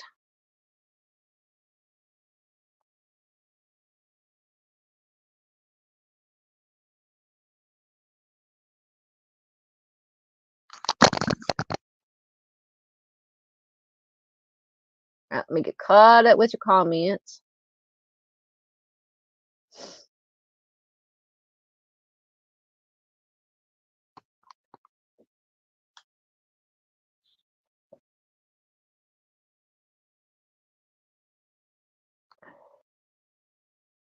I'm trying to get back here. I'll always forget to look at the last timestamp that I looked at comments to know how far back to go.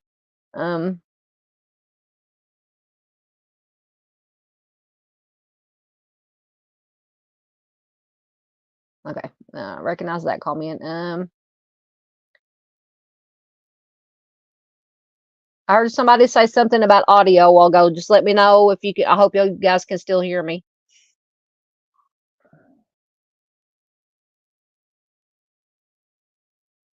Yes, thank you, Miss PJ, for putting in Arctic's channel. Absolutely.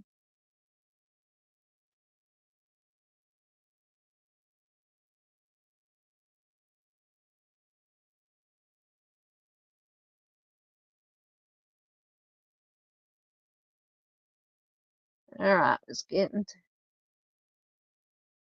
Absolutely. Chris said this Michelle's case is very sad and red flags galore. Yeah. To me, like I said, I know he hasn't been, charged or arrested, but I hope they're looking very. I'm sure they're looking very closely at the ex-boyfriend.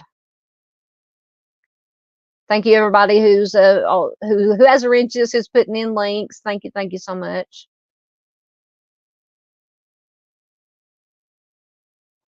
Yep, definite red flags, red flags.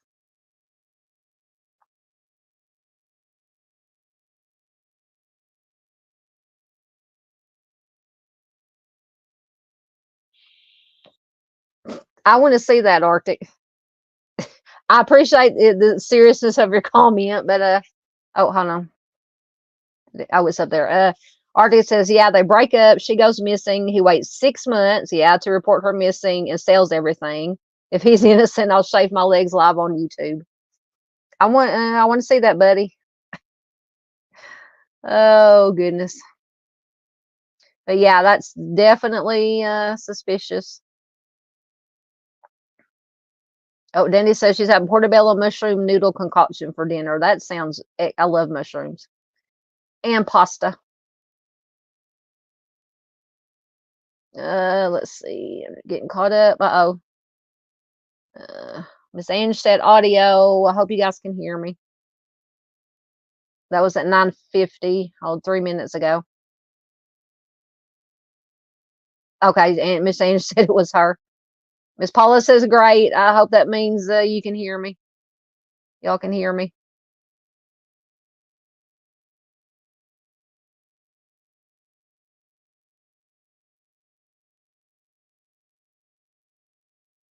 Oh, thank you, Miss Heather. Oh yeah, keep forgetting in chat. Miss Heather said, "Southern gal, I must say, I should have expected the lovely accent, but hallelujah, it's so beautiful. Thank you so much." Yeah, because I think I was on with Dave one time. It's been a while ago. We were talking about I think Timmy's case when he was doing something with Timmy's case. I jumped on with him for a minute. But yeah, I forgot this is your first live with me. And I don't have my camera, but for Friday night's live, I promise I will have my camera on. So not only can you although my face is not as lovely as you say my voice is, but hey, I'm not here to win any beauty contest.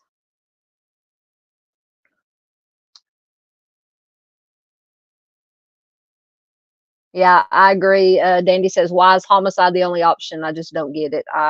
Cowardly, coward. Yeah. Yeah, I see y'all talking about the top chat and the live chat. Yeah, I do that all the time too. I forget to either put it on the live chat instead of the top chat when I go into a stream, or I go out of the chat for some reason and come back and I forget you have to switch it back every time. It's just drives me crazy. Miss Heather says the best people come from the South. There's good people everywhere. Good people everywhere. All right, let me get caught up and we will move on to the next one. Oh, Danny says sometimes when the sound goes out, I think I've gone deaf. Yeah, I don't know. My audio may be a little sketchy, or my farm signal's always sketchy. So I apologize if the audio is going in and out. Artist says he has a face made for radio. Oh, I do too. Thank you, Dandy. Right back at you, sweetheart. All right, I think I'm caught up. Okay, so next we have, let me find the information. I should have already had it loading. Nope, I don't want that article. I have too many bookmarks on my this should be Barbara Jean, yeah, Barbara Jean Dreyer. Let me get a quick drink. Barbara went missing on August 12th, 1984. She's a black female. She was 39 years old at the time she went missing. She was 5'2", 130 pounds. She was last seen wearing a green shirt and white slacks. She has black hair and brown eyes, and her ears are pierced. So Barbara was last seen in Washington, D.C. on August 12th, 1984. She dropped off her two young sons at her adult daughter's home at around 5 p.m. She said she was going to pick up some money and she would return shortly. She was driving a burgundy 1980 Oldsmobile Cutlass Supreme at the time. She never returned to her daughter's home, and she has never been, unfortunately, heard from again. Prior to her disappearance, Barbara had occasionally spent extended periods of time with her estranged husband, once again with a husband, in Hillcrest Heights. She was not reported as a missing person for 9 days as a result of this. A few days after Barbara went missing, one of her relatives saw another man. Once again, I think it was the first case or the second case. Men were seen driving the victim's car or the missing's car. One of her relatives saw another man driving her car. The relative followed the driver to an apartment building in the southwest section of the city, where he parked Pamela's car and got out. Her relative called the police and identified a man, so apparently she knew who it was or knew his description, as the driver when investigators arrived at the scene. The man denied, so I guess she knew this man, because the man denied having driven Barbara's car and said he did not know her. Since her vehicle had not been listed as stolen, the man was not taken into custody. So you have somebody who says, I mean, I understand the law, but you have somebody that says, I don't know the person who owns this car, I've never seen her before, but how did you come into possession of her car then? But anyway, so Pamela's car was impounded, however, and a ski mask, gloves, and rope were found inside of the car, as well as some items that belonged to Pamela. The person that was driving the car apparently had a violent criminal record. When he was 18, he had pleaded guilty to the homicide of two people, a 23-year-old man and a 16-year-old girl. The victims were repeatedly stabbed by a group of 4 men. The girl was SA'd by 3 of the men before her life was taken. The man did not get a lengthy sentence for his role. Good Lord. Did not get a lengthy sentence for his role in these crimes, in these homicides. And a year after Barbara went missing, he was charged with abducting and essaying a woman, but the charges were later dismissed. In the years since Pamela's disappearance, the police lost a lot of evidence in her case. Now, this is one, I think, with the article I have on her goes into how badly this case was handled. Arctic, I know, will have a lot to say about this, because that's a lot about his premiere that he did earlier today. The cases he was talking about, the dropping the ball, absolutely. So in the years since Barbara's disappearance, the police lost a lot of evidence in her case, including the original missing persons report and the ski mask and the rope that were found in her vehicle. Her missing persons file had to be restarted, and a second report was made. I think it says a second report missing using the original 1984 case number. Pamela had been employed as a secretary for the Washington public school system for 15 years. Prior to her disappearance, she has 5 children, and one of her sons described her as a devoted but strict mother. He does not think that she would have abandoned her family. Foul play is suspected in Barbara's case, which remains unsolved.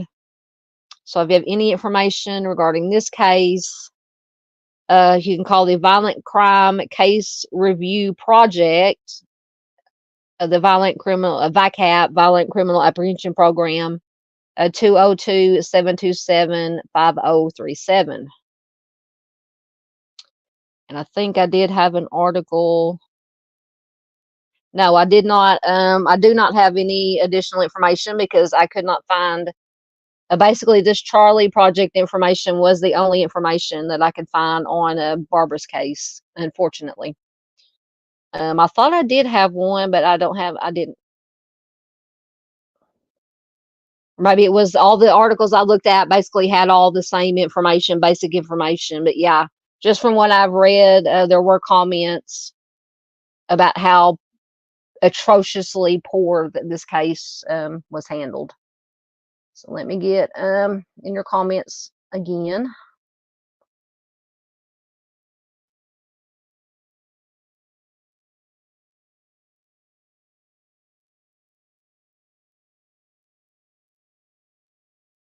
Trying to get back down to, once again, I didn't look at the timestamp from the last comment that I looked at.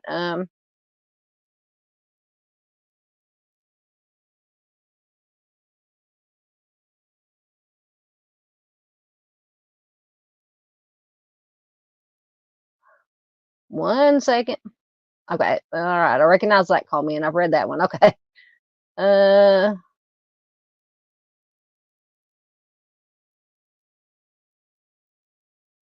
right. So y'all can hear me. Thank you. Thank you. I'm so glad you can hear me. Paula wants to know if Dave is going live tonight. No, he probably went live. I don't know if he went live this morning. Today's Monday, right? No, he usually goes live on the early Sunday mornings because I think I fell asleep before he went live for his last. So I wasn't there. I had to watch replay. Oh, Kaleidoscope wants to know who Al is. Al on the Prowl. Dave.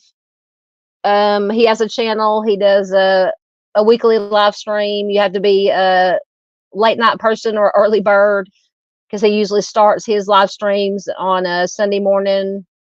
Well, I'm in Central Time, so it's usually about between 11:30 and midnight Central Time, and he's on the East Coast.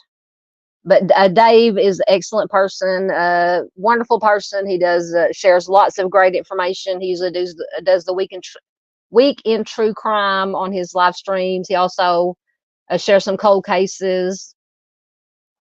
So definitely, if somebody, you probably already have, dropped Dave's link to Dave's channel, please do so. Please check out Dave. He is amazing.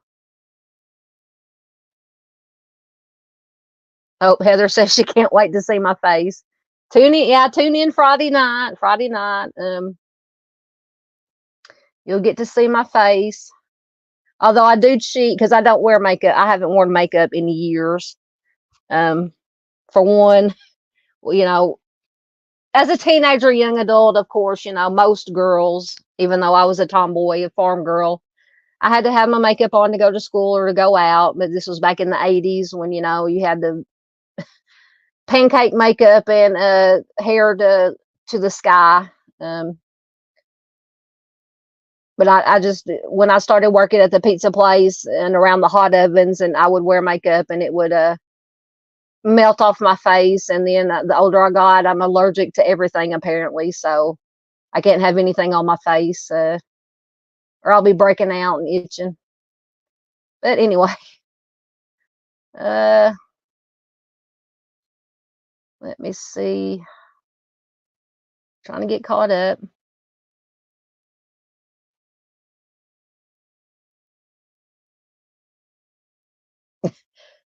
Mr. C says places I've never been accused of coming from: Canada, Australia, Europe, etc. Oh, Mr. Steve has that Southern accent too, Heather. He's a Georgia boy. He's got that Southern accent. Well, thank you for being able to hang in with us a little bit longer, Miss Paula. Yep, 40 years. Absolutely.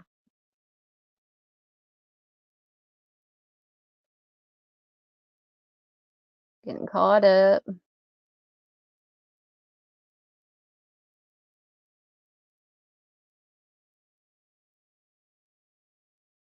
Chris said Barbara's cases from when he was born.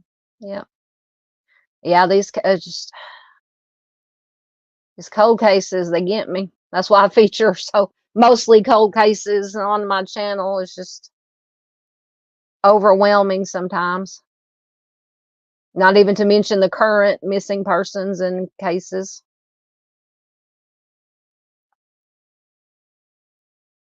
Yep. Arctic says this reminds him of Melissa Witt's case where a box of evidence was, quote, misplaced for 30 years. Absolutely. Please do check out Melissa's case.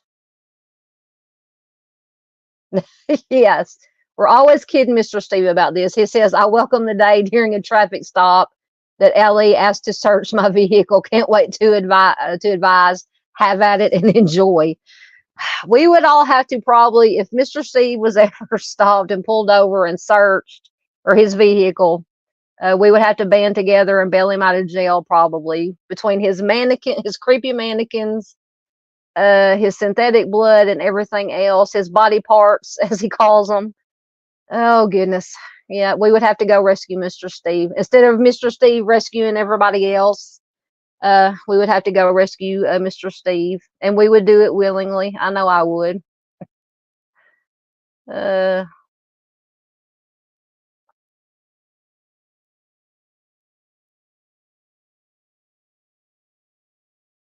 Thank you, Dandy, for putting Dave's channel in.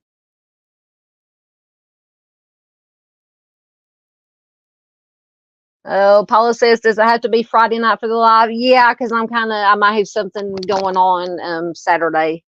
So I'm going to have to do it Friday. I'll see. If I don't have anything going on Saturday night, I may do a live Saturday, but I'll have to wait and see. Everybody knows life happens, so we just got to kind of work around it. Yes. Just as an aside, yeah, Heather says, oh, yeah, those were the days of the 80s, blue and pink eyeshadow and sky-high bangs. Absolutely. They say the higher the hair, the closer to God. And tons of we depleted the ozone with the Aquanet.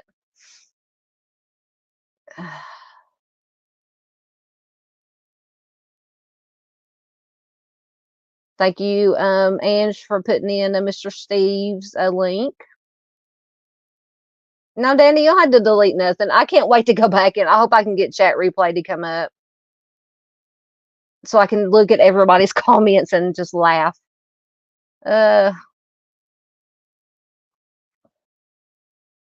Absolutely. Dandy says she's got bail for Mr. and Mrs. Steve. Absolutely. Thank you, Heather, for subscribing to Mr. Steve. Heather says she'll pitch you in money too.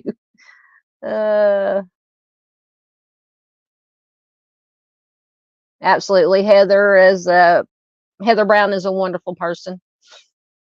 Got to know her as well as you can get to know people, which is pretty darn well in chats, in Dave's chats, and also Dean. I don't know if Dean is still here, but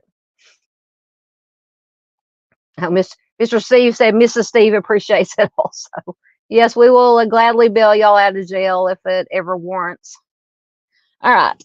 Oh, let's get on the ball here. Okay. Once again, thank you so much to everybody who is here tonight. All right. Next we have, make sure I get the right one. Should be Davante Marquez Richardson. Davante went missing on July 22nd, 2020. He's a black male. 28 years old. Sorry, I had to get a quick sip. 6'1", 170 pounds. He was last seen wearing a blue shirt, gray sweatshirt, a multicolored New Balance shoes, a do-rag, and prescription sunglasses. And he was carrying, I thought it said a brown or black dog, a brown or black bag containing tattoo equipment. He has black hair and brown eyes. He has numerous tattoos on both arms and on his left hand, including the word blue across the knuckles. He has a large mole below the right side of his lip. And, excuse me, Davante was last seen on Mississippi Avenue, Southeast in D.C. at 11 p.m. on July 22nd, 2020. That day, he left home driving his blue 2016 Jeep Compass with the Washington tag number GD1855. He said he was going to Cody, Wyoming to see Kanye West. So for anybody who doesn't know, Kanye West is a musical artist. I'll just put it that way. So West, they say, is a former rapper, singer, and songwriter, also known as Ye. He does have a ranch in Graybull, Wyoming. Davante did not personally know Kanye, although he referred to him as, quote, his buddy in his last communication, which was a text message to a friend. On July 27th, Davante's vehicle was found in Wyoming. It was abandoned on the side of a dirt road about 15 or 20 miles from Kanye's ranch. Davante's laptop, a computer, and cell phone were left inside it, and it was in running condition. There was no indication of Davante's whereabouts, and he has never been heard from again. Authorities did interview Kanye West's security team, and they don't think that Davante ever got anywhere close to the ranch. It says that Davante may have been sighted on July 26th at a gas station about 150 miles south from where his vehicle was found. So that's a long way, 150 miles. He would have most definitely had to get, if that was him that was sighted, possibly, most definitely would have had to get a ride from somebody to go 150 miles. A witness saw a man resembling Davante get into the passenger side of his Jeep while a white female got into the driver's seat. So this witness is saying, let me read it to make sure I got it right. So supposedly a witness saw a man that resembled Davante get into the passenger side of his own Jeep, and a white female got into the driver's seat. Okay. At the time of his disappearance, Davante was living with his mother. He lost his job as a grocery store manager when the store closed due to the pandemic. And afterwards, he worked as an Uber driver and a tattoo artist. He was passionate about music, and he did dream of becoming a music producer, and his case remains unsolved. So if you have any information regarding Davante's case, call the DC Metropolitan PD at 202-576-6768. And let me see if I have maybe a short article.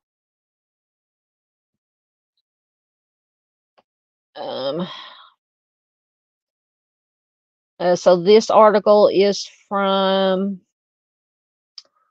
March of 2021, so a little bit over 3 years ago. A mysterious disappearance in northern Wyoming has law enforcement officials in Bighorn County puzzled. It's been more than 7 months at the time of the article was written since 28-year-old Davante Richardson was last seen by family in Washington, D.C. on July 20th, 2020. A week later, his abandoned Jeep Compass was spotted on a dirt road about 7 miles from Graybull, but there was no sign of him. The reporting of the Jeep as an abandoned vehicle came 7 days after Davante's family reported him missing on July 22nd and prompted a multi-agency investigation. Let's get down to the other information. Bighorn County Sheriff Ken Blackburn told yeah, told a news outlet that the investigation got off to a slow start because of the many jurisdictions involved in the missing persons case. The jurisdiction with authority over the case is the Washington, D.C. Metro PD. They say it's very common throughout the United States for agencies to work together on different things, search and rescue, missing persons cases, homicides. He says, bad guys travel across state lines all the time, and we do a lot of those mutual aid assist and those types of things. So when this gentleman came up missing, it was unknown that he was missing until his car showed up in Bighorn County. And when officers ran the car's information through the National Crime Database, they discovered that Richardson had been reported missing from D.C. by his family just the week before. So they say, so immediately we got on the horn with that agency. We start getting the information. Now that there's this missing person, we start running all of these leads to the ground with the Washington, D.C. police. But Blackburn said investigators instantly ran into some cultural and geographical hurdles, which stalled their efforts to get information out to the public. So he's just talking about other agencies coming to that part of the area where the terrain is different, and how rough the terrain was. Says at this point they recognized they were dealing with a whole different set of geography. At that point, we were able to start getting the word out. Shortly after the investigation began, D.C. Metro changed the lead investigator on the case, and Blackburn said the new detective had a better handle on how things work in the out west.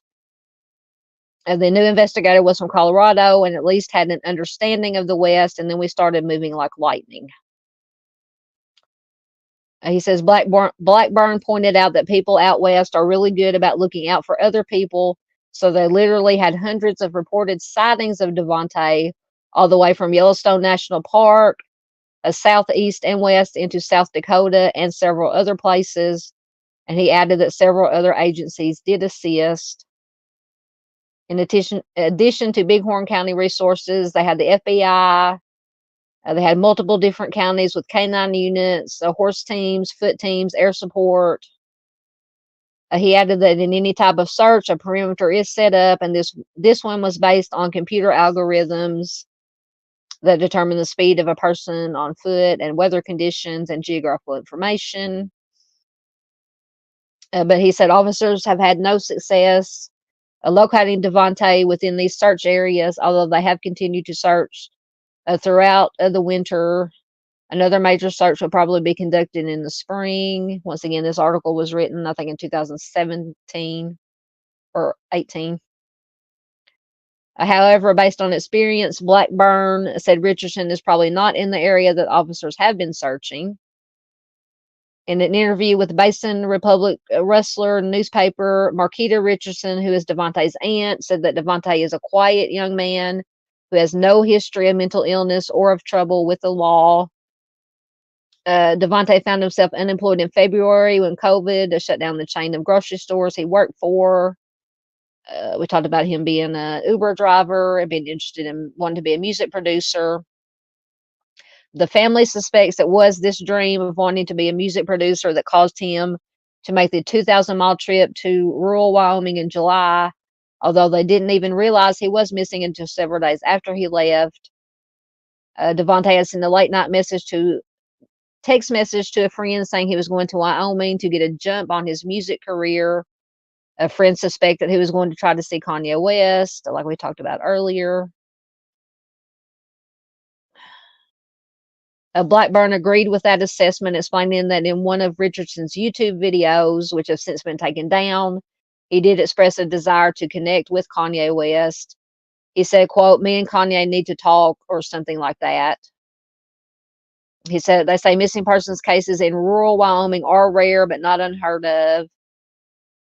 He says in the West, we'll have missing persons with search and rescue type situations, but a person who just comes out here and dumps a car, it happens probably more frequently than anybody would like to recognize, but it is on the rarer side of things, maybe once every couple of years in Bighorn County. But he added, cases aren't usually this perplexing with so few clues. He says, one of my career emphasis is on search and rescue. We take a lot of pride in getting folks home. However, in this case, Blackburn has his concerns about Davante's safety based on the condition in which the vehicle was found. He says the car was processed and there were several flags that presented themselves to experienced investigators that did cause some concern. They said the car itself did not present any evidence of somebody driving straight through across the United States. They said it was very clean, very well kept. There was an absence of fast food wrappers and those types of things that would build up during a sustained road trip. That is a flag that most definitely raises some eyebrows. I didn't think about that. But he stopped short of hypothesizing what those flags might indicate. He says it would be foolish for me to say what it may or may not be, and it's inappropriate for me to say. But when things are at a place like that, investigators start to wonder what might have happened inside that vehicle. However, Blackburn is not giving up hope. He says, I've been in the business too long to make any statements or guesses because we just flat out do not know. And Blackburn emphasized that his agency is committed to solving this case. He says, we have done and we would continue to do anything in our power to bring a successful resolution and bring this man home to his family. And so once again, anyone with information is urged to contact the Bighorn County Sheriff's Office at 307-568-2324. So that is just some information about the search for him, and finding his vehicle. Yeah, I was very curious. I did not think about the vehicle when they said the vehicle was very clean. But yeah, I haven't been on a lot of very long road trips, but even on short road trips, we don't keep up with the fast food wrappers, like they say, and the cups and everything do tend to take over a little bit. All right, let me get into your comments again.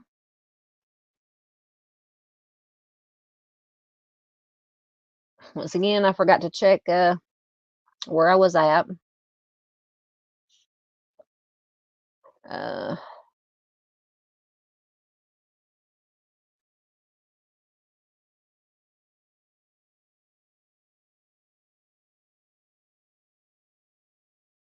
think I'm back down to, okay.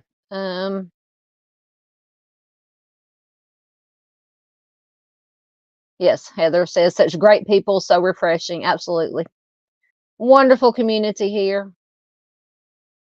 Not just here, but on, I think we share a community between me and Mr. Steve and Arctic and Miss PJ and Ange and everybody and Dave. Wonderful, wonderful people.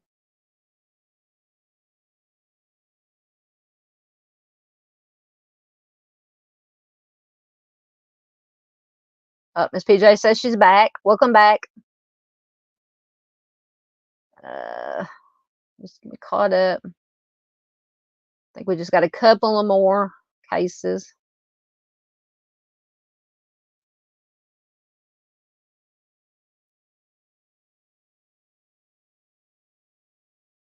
Chris says he's not a Kanye fan. Yeah, I've listened to some of his stuff, but nope.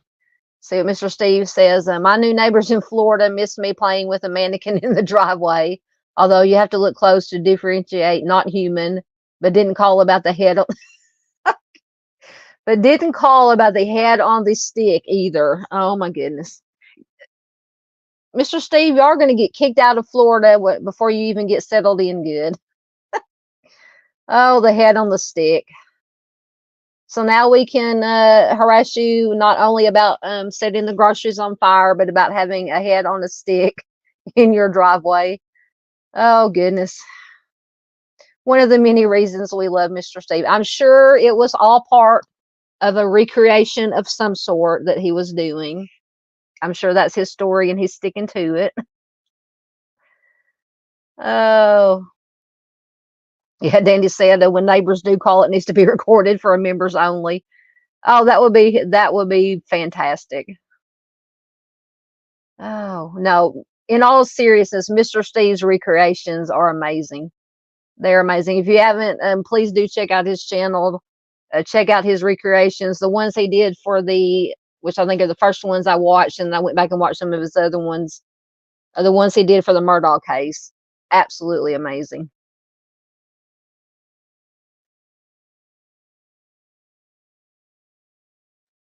Oh, Miss Duchess is here, or she was here. I don't know how I'm behind her. Thank you, Miss Duchess, for being here. Thank you, ma'am. Please do check out Duchess. I'm sure somebody has probably already thrown her link in there. If not, please do. Wonderful to have you here, ma'am.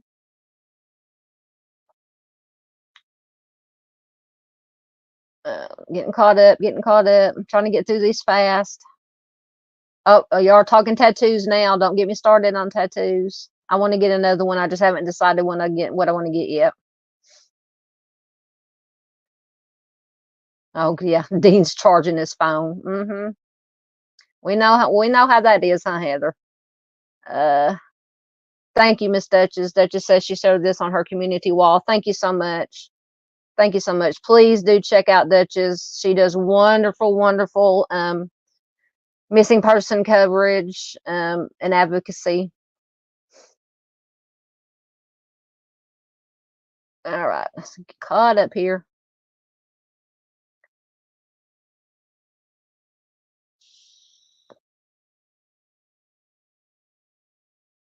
Yes, I saw that about P. Diddy. Yeah. All right. Yeah, let me get caught up. Oh my gosh. Don't even, Dandy, don't even. I'm gonna get it in my head, and I'm not gonna be able to finish this live stream with Jose. Thank you, Arctic. I knew Arctic at least would yeah, stick in Miss Dutch's channel. Thank you. Oh my goodness. Now everybody's talking about heads on sticks. Oh, Mr. Steve, you started something. All right, I'm caught up again. Let's move on.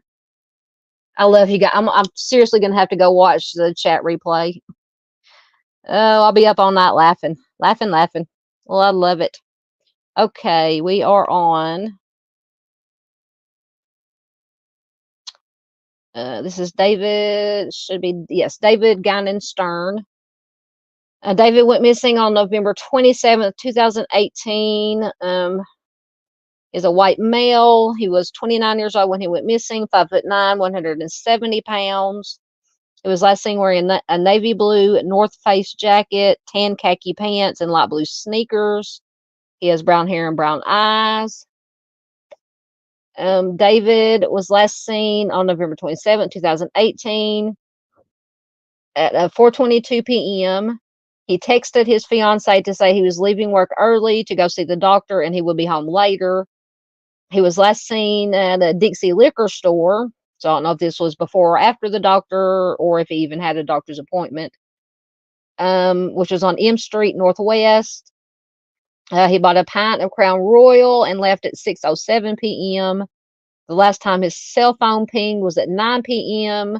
in the Georgetown, Arlington area. He didn't have any friends in that area. He did not go there often. And after that, he was never seen or heard from again. At the time of his disappearance, he worked as an accountant at Center City Charter School.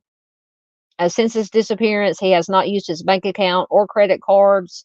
He took his wallet, but he left behind his backpack and his inhaler. His loved ones stated he was not depressed. He wasn't having any problems in his life. His case remains unsolved. So if you have any information, call the Metropolitan PD at 202-576-6768. And let me see if hopefully I had some additional information because there wasn't a whole lot there.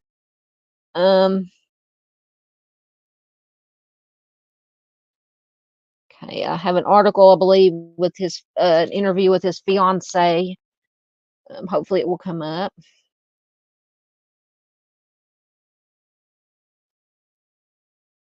Good night, Miss Paula says she's going to bed. Good to have you here, ma'am. Good to have you here.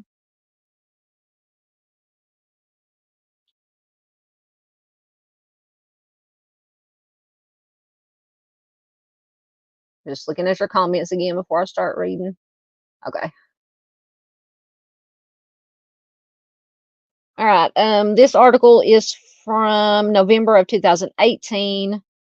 It says fiance of missing DC man makes plea for help as she hopes for his safe return. A school accountant has vanished without a trace, and his fiance is making a plea for help in finding him. David Stern was last seen at Dixie Liquor on M Street in Georgetown, where he spent less than 2 minutes inside. Now his family is desperately trying to figure out what happened after he walked out of the store. A surveillance video shows a 29-year-old man walking into the liquor store at 6:07. Less than a couple of minutes later, he walked out with a pint of Crown Royal, and he hasn't been seen since. He hasn't used his cell phone, credit cards. His fiance, Katie, named Katie, says if there was activity on his cards, at least there would be indication that he is around somewhere, but there's nothing, and that is what is scary. Absolutely.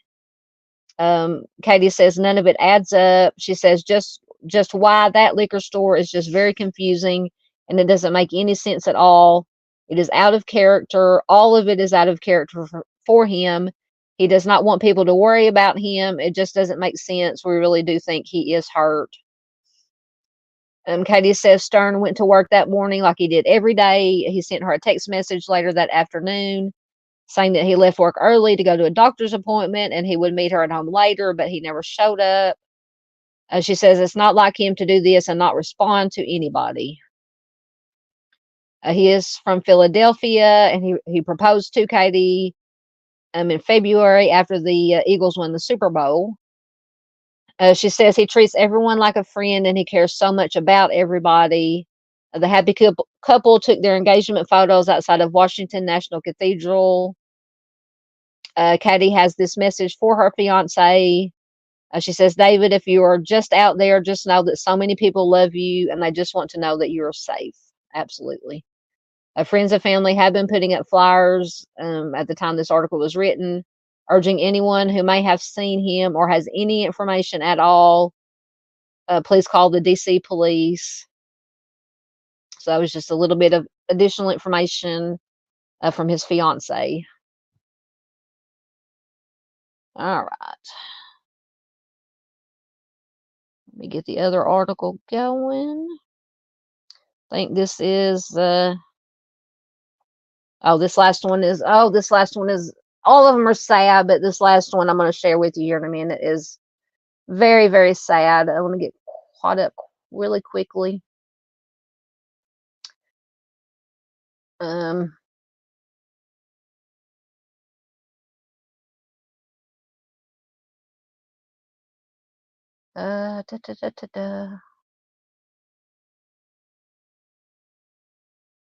Okay, now, okay, I'm back to the talking about the head on the stick. So I'm back to, thank you, Heather. Thank you, Heather.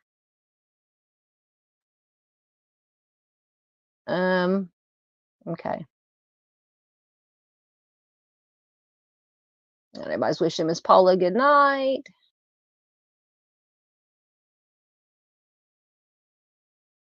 Okay. Oh, so this last one. Oh, this is, and some of you probably have heard of this case. I think it did get some national attention. Let me get a quick drink before I get into it.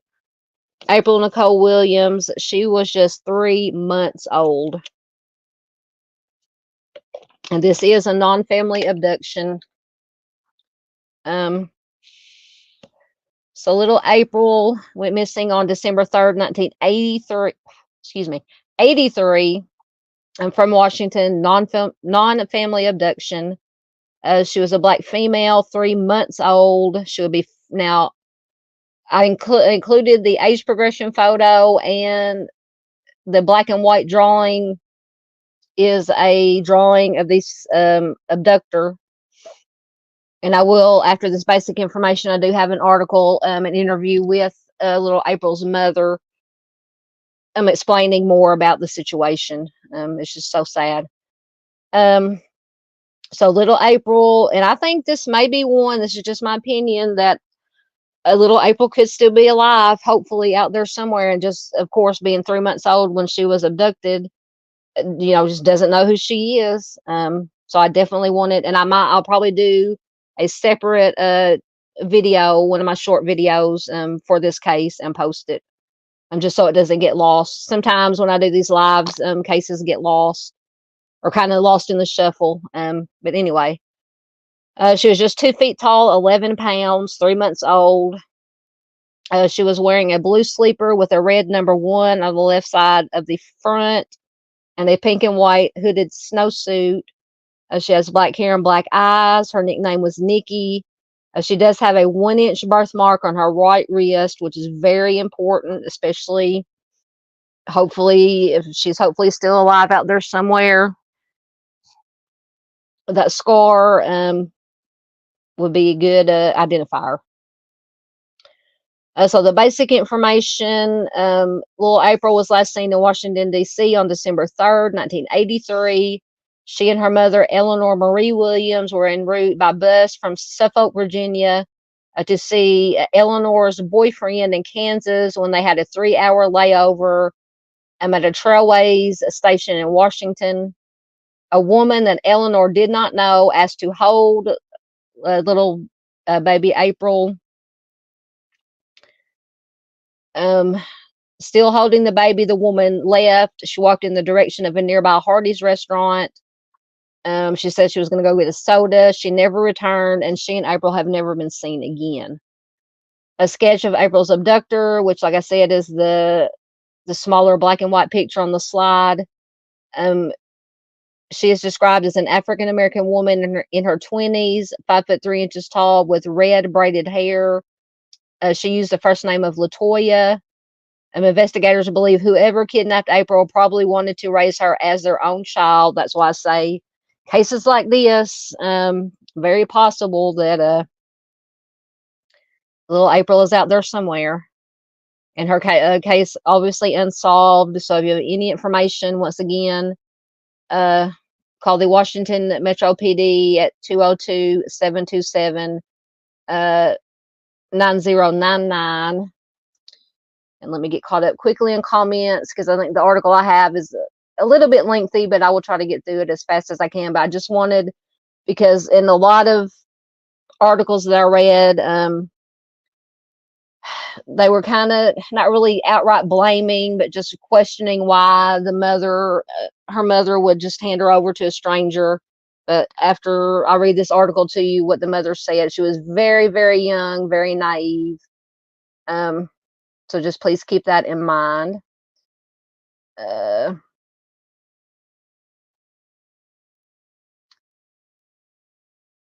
Art says he's seen April's case. I figured you had. Yep. Heather says, "Oh no, yes, this one's so sad."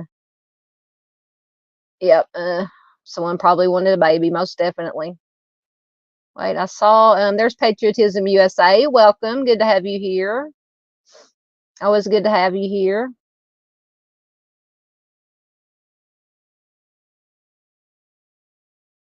You probably did. Yeah, I think you did talk about April in your live. Absolutely. Yep. Artie says, oh, I want to know how she escaped with the baby on foot. Yep.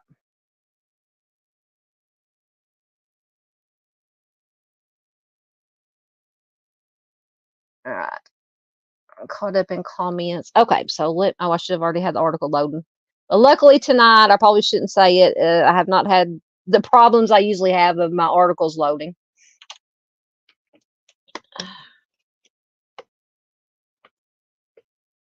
Sorry if you hear me slurping on my water bottle there. Oh, see, I knew I shouldn't have said anything. All these articles have been popping right up.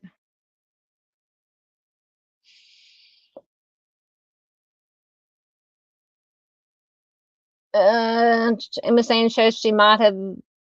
I don't know if you mean you might have done something on April's case.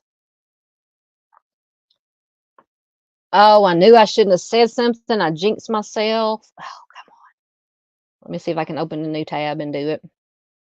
I really wanted you to hear this article because it does explain, or the mother's version, the mama's side of thing, her perspective. Oh, you saw her. Okay, you saw her case. Oh my goodness, I should not. Oh, here it comes. Here it comes. Okay, so this is from the Denver Post. It is from January of 2018. So over 6 years ago. So it says at Waterbury, Connecticut. I guess that's where this was written out of. The woman in the bus depot, the perpetrator, was amiable and chatty. Eleanor Williams. Oh, sorry, a bunch of stuff popped up. Eleanor Williams, April's mother, tearfully told police. This was long ago, after Williams, young and naive, had been tragically preyed upon, investigators said, and today it is a cold case. The woman whose crime in the terminal that day shattered Williams' psyche was African American, appeared to be in her 20s. Williams recalled speaking for the first time in decades about a mystery that has perplexed Washington, D.C. police. Williams said the strangers, I don't even know this word, perfidy, P-E-R-F-I-D-Y, I don't know what that means, left her so mired in guilt and shame that she later contemplated taking her own life. The woman, the abductor, about 5'3" and slender, struck up a conversation with Williams in the passenger waiting area, cooing over Williams' infant daughter, and after a while, in the sweetest voice, she asked whether she could hold the child. She said, please, just for a minute. She said her name was Latoya, which might have been a lie. Who knows? Oh, hold on. Oh, don't freeze up on me. Hold on, guys. It's freezing up on me. Dadgummit.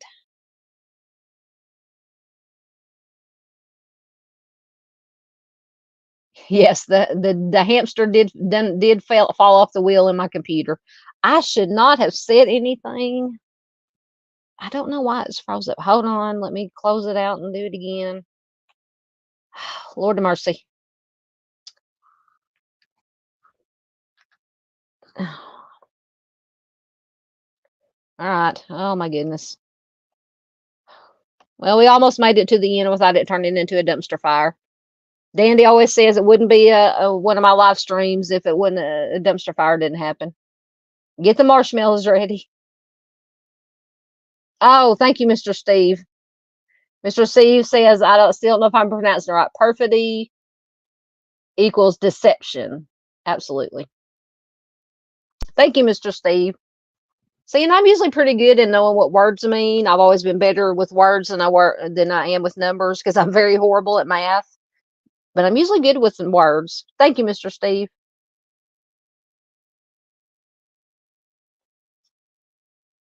I think maybe if you're talking about April's case, Miss Ansha's movie, I remember the name becoming familiar. I'm trying to think. There was one of them of these that a movie was made about. Okay, hopefully the article will stay up this time. Let me get back to where I was at when it froze up. Okay, so it says okay, she said her name was Latoya. This is the mom talking. Says which might have been a lie. Who knows? She said she headed quote out. She was headed quote out west. That may have also been a lie. Uh, Williams was 18 then. On December 2nd, 1983, a date that haunts her. She had grown up on a 9-acre farm in Southeast Virginia, and she still lived there. Before that morning, when she set out for Kansas by motor coach with her daughter, she had never ventured more than 30 miles from her home. Her baby, April Nicole Williams, 3.5 months old, was bundled in a pink and white snowsuit. As the trip's first leg, 200 miles, brought them to a bus station in downtown Washington. They were scheduled for a 3-hour afternoon stop. Carrying April in her diaper bag, Williams, who had been awake since before dawn, trudged into the station and sat down wearily with 1,200 miles of highway still ahead of her. Latoya, if that was really her name, said, come over next to me at some point and just, no. Latoya, if that was her name, came over next to me at some point and just started talking to me, Williams said, recently in her Connecticut apartment, sobbing as she described the awful mistake she made 34 years ago. Latoya, quote, was being friendly, asking me lots of questions like, where are you going? How old is your baby? She was nice, you know. She said, then she was like, do you mind if I hold her? And I was sitting right next to her right there. So I said, okay. And I'll let her. Until lately, Williams, 52, has not spoken publicly about her firstborn child since the week in 1983 when her world fell apart. She kept the memories mostly to herself, buried under a weight of sorrow. In her apartment, she shared the story haltingly, pausing for long stretches to gather her composure. The woman cradling April said the baby needed a diaper change, Williams recalled. She said, hold on, let me swat an ad out of the way. She said, oh, I'll take her to the bathroom. You look tired. And I was skeptical, like, well, okay, I guess, because I was tired and I thought about it. I'd already said okay, and she had already gotten up and taken her to the bathroom. And then, I don't know, about 10 minutes later, when she didn't come back, I started getting nervous. Williams struggles every day to live with this. She entrusted her infant daughter to a stranger in a bus station. Some woman, Latoya was her name, or maybe not. Williams says she went to change her, and I never saw them again. 1 year ago, yesterday, oh, hold on, that was oh, there's still hope, although there's very little. She weighed 11 pounds when she vanished. Assuming she is still alive, she turned 34 last summer. I'm pretty sure this is the only cold case kidnapping we have, the only stranger kidnapping where we still have a victim out, according to Washington Police Commander Leslie Parsons, who is head of the Criminal Investigations Division. Parsons would not discuss details of the case, but apparently there isn't much to say about. The only thing we can do proactively at this point is put it out in the media. Hopefully someone will see it and they will call us. When another anniversary of the abduction rolled around, the department issued a news release, a standard plea for help. The infant victim was named April Williams. She has a small birthmark on top of her left wrist in a straight line. The statement was a terse rendition of the basic facts repeated by police many times throughout the years, including details from the mother's 1983 recollection of her chat with the kidnapper. The suspect could have a sister named Letitia or Natisha, the department said. The suspect could have the astrological sign of Leo. I don't know how they figured that out. The suspect is described as having a dark brown complexion and spots on her face. Her ears were pierced with 2 holes in each ear. It said of Latoya, she could go by Renee or Renee Latoya. The detectives handling the case contacted Williams in Connecticut, where she has lived since 1988, and asked her to speak with the news media. Publicity is good for cold cases, he told her. You should shake the tree and something might fall out. Plus, it's the internet age. The last time Williams talked publicly about April, in the days right after the kidnapping, stories and photos did not routinely circle the planet as they do now. That is true.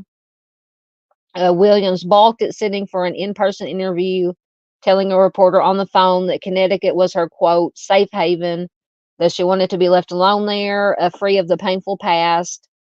She says she has tried for years to block out what happened, to rid her memory of everything about that afternoon except for April's little face. And when I look at that slide, it just breaks my heart. Then after a few days, she did change her mind and said okay to the interview. Then the next morning she canceled. Then later in the week, she phoned and rescheduled. She says, of course, I blame myself. She finally said in her apartment. Her hands were trembling. I blame myself every minute, right up to this minute. It's been 34 years and it's not something that's over. I deal with it every day, whether I talk about it or not. It's always on my mind. It's always, how could you be so stupid? Why did you do that? I just cannot imagine this heartbreak. She lives alone and works as a surgical technician, helping physicians with their instruments in operating rooms. She is extremely close to her grown son and daughter. Both of them were born after April. She does have 2 grandchildren, and she does hope for more. She said, "There were times when I was younger when I wanted to take my own life. I just felt so bad and so guilty. But my other kids were always my strength. Like, what would they do if anything ever happened to me? I remember coming home one night after work and thinking I could just drive off the road into a tree and nobody would ever know that I wanted to do this. And then I thought about my other kids." So, oh, um, Williams was 4 when her mother passed away in 1969 on Christmas night. She is the second youngest of 6 siblings. She was raised by her father on her paternal grandparents' farm near Suffolk, Virginia. In late 1992, when she was a senior in high school, she found out that she was pregnant. She says, "I wasn't happy about it. I mean, I was 17 years old. I didn't want to have a baby. I thought about alternative um, alternative choices, we'll put it that way. But I decided not to. There's something about when babies start moving and kicking, there's something inside you, and it's like a bonding. It's just it's way special." April was born on August 17th of 1983, 2 months after her mother's high school graduation. Williams said the father was a local teenager who wanted no part of parenthood. She saw no future with him either, and they lost touch after the baby arrived. By then, Williams was interested in someone else, a soldier in Kansas. It says a young man she had never seen. One of her brothers was in the Army stationed at Fort Riley, and he had mentioned his sister Eleanor to a buddy named Kevin. She and Kevin became pen pals during her pregnancy. They traded letters and photos for months, and they talked by phone. In November of that year, Kevin wired her money for a bus ticket to Kansas so they could meet and spend the holidays together. And Williams had never been out of Southeast Virginia before that time. She made it as far as Washington, where she wound up spending a week, frightened, disoriented, often panicked, with the news lights flashing and detectives pressing her and wanting to know this and that. There more detectives asking questions.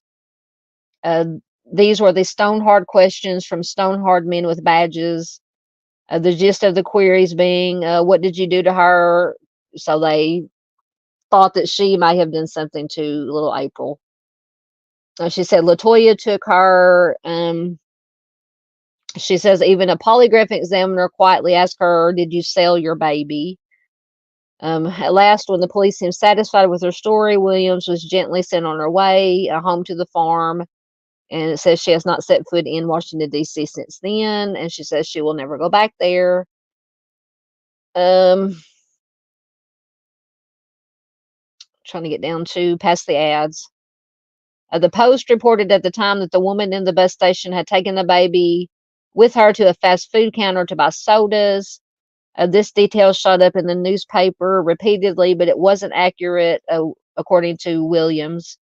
She recalled reading it that week. She said the mistake didn't surprise her because she had learned in just a few hours' time back then, in her opinion, to never trust anyone that she doesn't know. She said, "Trust nobody." She says, "That's how I am now. I'm always going to be that way." These days, there would almost certainly be video footage of Latoya or whatever her name was walking into a bus terminal. Security cameras would capture her in the waiting area. It would record her chatting with the young mother and then heading to a restroom or wherever and sneaking out of the station. But in 1983, when the Latoya of 1983, it says, stole a baby in pre-surveillance age. If we had images of the suspects, Parsons said we'd definitely put them out in public. Absolutely. It says Latoya, or whatever her real name may be, is a ghost. Hours after the abduction, the driver of a Metro bus and several passengers reported seeing a woman on the bus who did match the suspect's description. The woman was carrying an infant. She got off near the Prince George's County line. Squads of police officers canvassed the area for days, knocking on doors, but the trail, if it was a trail, went cold. Deep in Virginia, meanwhile, Williams grew tired of being, what she said, stared at. She says, I just couldn't deal with everybody looking at me and talking about me and having something to say about my situation. It was always, she gave her baby away. People were always whispering that, or, quote, she's just not fit to have a child. I mean, the way people are, they're cruel, they're mean until something happens to them. Absolutely. You can't, people make mistakes. Absolutely. But, so a month after the abduction, Williams left the farm for Kansas again on another motor coach. Emotionally, she was immature, still an adolescent, she said. This Kevin, this Fort Riley soldier, was there when she got off the bus. She says, all I needed him for was to have a baby to replace April. He knew the only reason for me visiting him was because she wanted to have another baby, because she thought it was going to make her feel better. I thought it would make it hurt less, but actually all it did was make it hurt more. She soon lost touch with Kevin. Their daughter was born the following September. Williams asked that the daughter's name obviously not be published for privacy. Williams told her story when she was a teenager, or she told her story to her other kids when she was a teenager. She also told her son, who was born in 1986. The three have had many long conversations about April and the emotional impact of her disappearance. And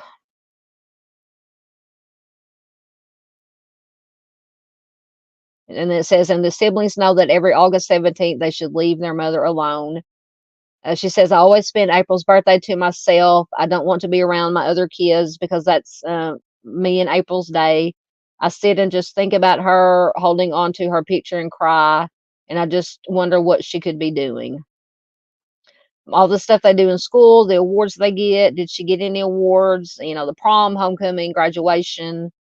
What does she grow up to be? Does she have a career? Does she have kids? Does she have a wedding? She says it's pointless to keep going on and on because answers will never come.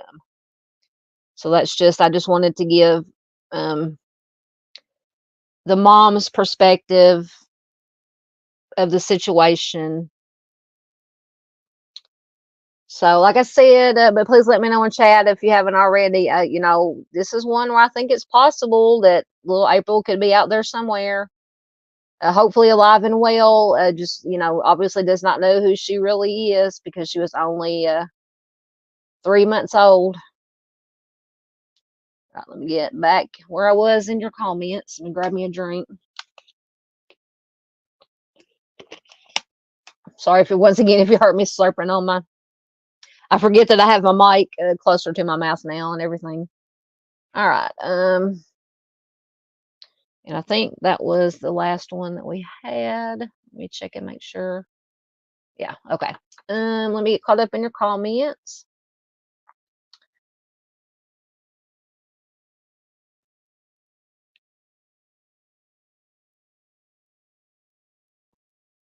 Yeah, that is true. Artie said, yeah, but the second she started heading to Hardee's, the mom should have grabbed her child back or at a minimum followed her. I do agree there. I do.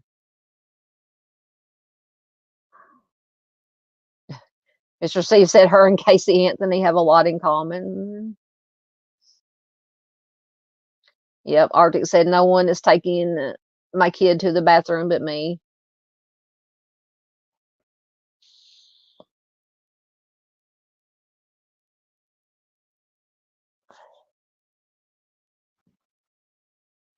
Yes, that's who it's going to be hardest on.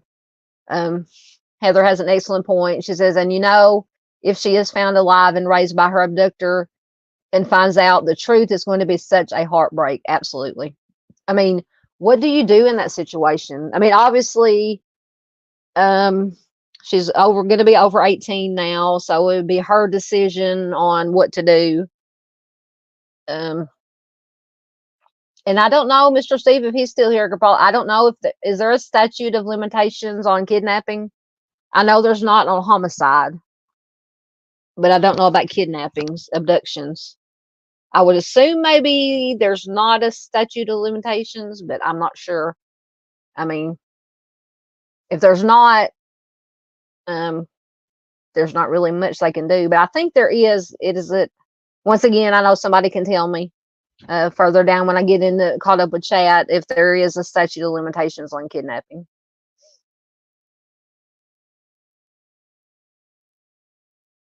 Yes, I remember that story. If that's the same one, Dandy said there was a case not long ago where a kidnapped child was discovered by enrolling to college. Yes, I remember that story. Because wasn't he applying for, or he's looking for a birth certificate or a social security number or something, and that's how he found out he was had been abducted and didn't know it. Yep. Arctic says in so many cases like that, they choose not to have a life with their real family and testify on behalf of their abductors. Sadly, yeah, it's such a hard. I mean, because 3 months old and she's however old she would be now. I forgot. But yeah, yes, it's their abductor, but I mean, they don't know until until and unless they find out that it's their abductor. I mean, it's just so hard on the child. I mean, I absolutely agree with you what you said, Arctic, but the child is caught in the middle, and that is the saddest part. Exactly. John Paul said children do not deserve such injustices. Exactly. The child has no choice in the matter of, I mean, they didn't say, hey, somebody come abduct me, it's horrible. Yeah, Dandy says, I can't imagine having my baby stolen, not even by a dingo. Yes, I got that, Dandy. I got that reference. Yeah.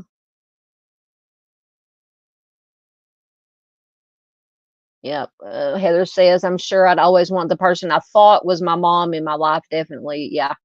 It's just the child is caught in the middle. I mean, or the adult or whatever it may be at the time, young adult, teenager. It's just an all around bad situation. Yes. All the broken hearts. Absolutely.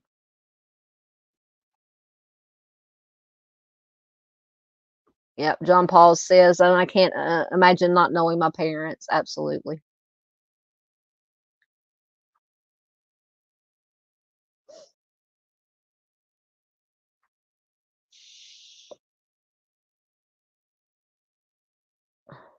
Thank you, Miss Ange.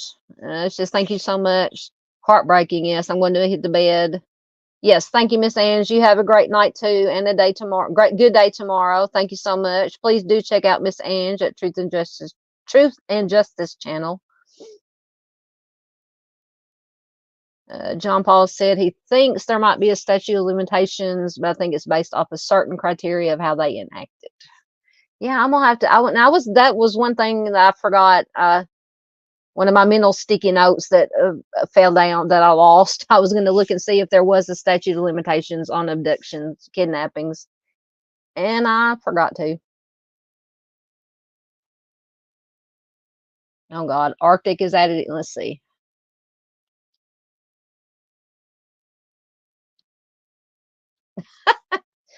Oh, Arctic. Arctic says I used to call my brother FedEx and tell him 9 months was the longest delivery time for that FedEx driver that dropped him off. Oh goodness. Arctic's a funny guy. John Paul says, don't quote me on that because I'm not an internet lawyer.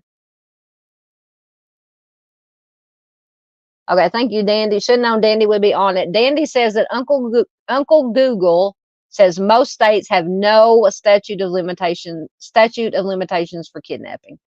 So that means that the abductor could still be arrested and prosecuted. Thank you, Miss Dandy.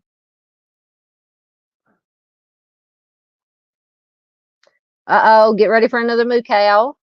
Miss Gelhard has been a member for 4 months. She says, praying for victims. Absolutely. Thank you, Miss Gail. Hold on, let me get the cow.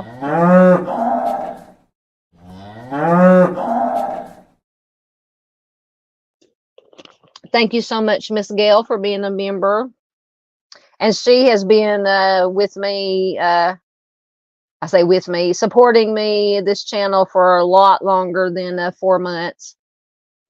I first got to know Miss Gail probably in Mr. Steve's chat, probably before I even started my channel. And my channel just turned, I think, a year old this past February. So thank you to Miss Gail, absolutely. No, absolutely. John Paul said it's never in the best interest of the child to be kidnapped. Absolutely not.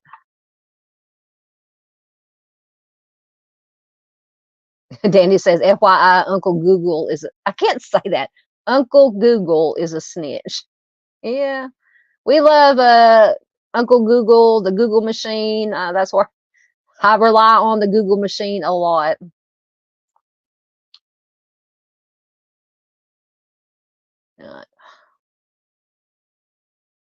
Miss Gail loves the moo cow.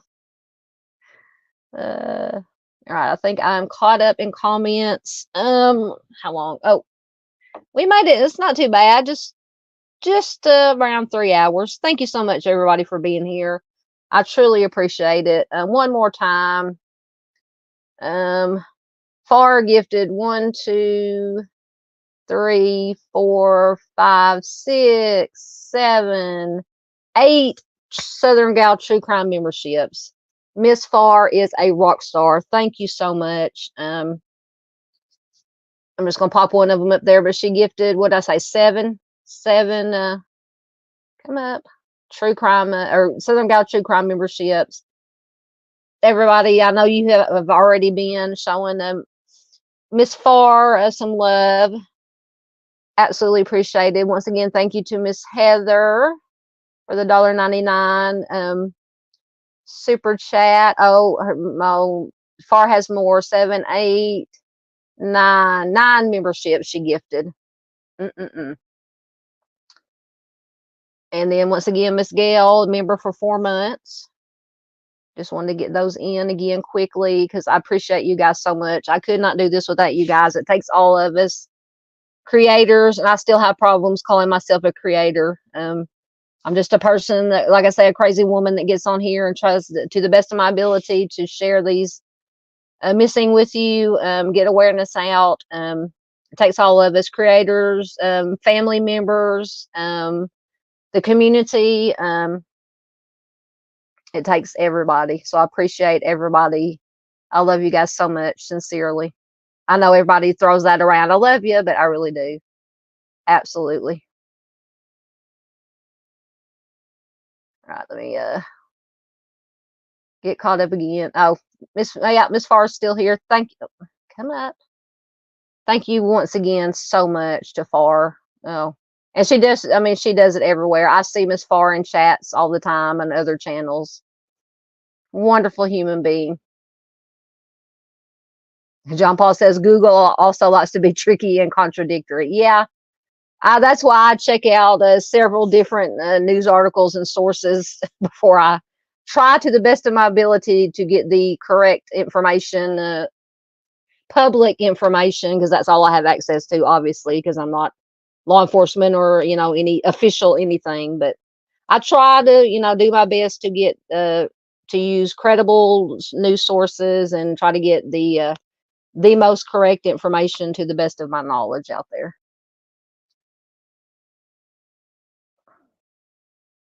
Let me see. Bunch of comments just popped up.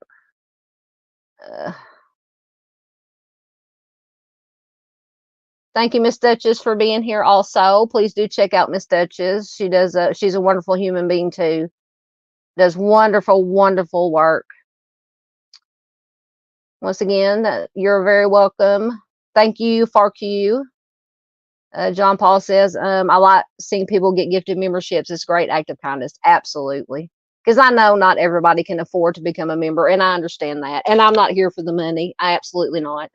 I do appreciate all the donations, all the memberships. It goes right back into the channel to pay for my StreamYard so we can do these 3-hour live streams, because with the unpaid StreamYard, the free version, you only get so many hours a month. And when I started doing my live streams, I far exceeded my limitation. So I do pay for the basic, cheapest plan of StreamYard just to get the recording and streaming hours. And I do pay the cheapest plan for one video editing app that I use. But it all goes back. So everything goes back into paying for that. So I thank you very much for all the donations, all the memberships. Yeah. Heather says, I'd rather go back to phone books and whatnot than Google. But then I guess without technology, I'd never met such wonderful people. That is true. And you are a wonderful person too. Thank you, Miss PJ. Please, once again, check out Miss PJ, lighting their way home. She is always sending love and light. Absolutely. Thank you once again to Arctic for being here. He says his eyelids are getting heavy. Have a good night. Thank you, my friend. Always a pleasure to have you here. Yeah, John Paul says, talking about the people throw it around, but you can tell when they mean it. Absolutely. Thank you, Miss Duchess. She says, you're appreciated. Teamwork in so many cases. Absolutely. Yeah, I said all of us. All of us. I said, I still don't think of myself as a creator. I just get on here and do the best I can to bring this information. Oh, Jean Paul says he works hard and his wife rewards him with mac and cheese. Hey, I'll work for mac and cheese. I will work. Was Mr. Steve said he'll work for coffee. I'll work for mac and cheese anytime. Thank you, Miss PJ, once again. I hear you about, I can't put that on screen, but Arctic is making some comments, some observations about StreamYard. Yeah, I'm getting so tired of StreamYard, but right now it's, until I figure out, find something, because I've tried Streamlabs, OBS, or whatever, and I absolutely could not figure that mess out. My farm girl brain couldn't figure it out, and it's probably easy as heck. I had to try it again, because I'm the kind that I get frustrated very easily. Surprise, surprise. And I just have to set it aside because the more I keep messing with it, the more frustrated I get, and I'll start throwing stuff. But anyway, yeah, I'll have to try something, because StreamYard is, yes, thank you. Heather says mac and cheese is underrated. Absolutely. I love me some mac and cheese. But I'm an 80s kid, so we were raised on mac and cheese. And whatever kind of meat, hot dogs, lunch meat, or whatever you had, that maybe if you were lucky enough to have some meat to throw in with it, you know. But hey, I loved it. Thank you, Miss Sandy. Says you do a wonderful, thank you, job of showcasing people that don't have a voice. Absolutely. That is why I do it. Let's say be a voice for the voiceless. Absolutely. All right, guys. I'm gonna get out of here. Forgot what I was gonna say. It's Monday. Like I said, I'll be back most likely. I'll have some videos that I'm gonna try to get recorded some short videos to get uploaded for this week for you guys. Some missing, so a solved cold case that I wanted to share with you. We talked a little bit about it in when Mr. Steve was on with me about the genetic genealogy, which thank you once again to Mr. Steve. Please check out True Crime Web. Mr. Steve is a rock star. He is the national treasure. Wonderful person, and Mrs. Steve and their whole crew that goes out and helps these families. But thank you again to Mr. Steve. He was gracious enough to be my co-host whatever day it was last week to talk about some genetic genealogy. Thank you so much, patriotism. Absolutely, I appreciate that. Thank you for being here. Thank you, Miss Sandy. Yes, sleep sweet. Thank you once again. Oh, hold on. I'll get to Miss Farr, rock star.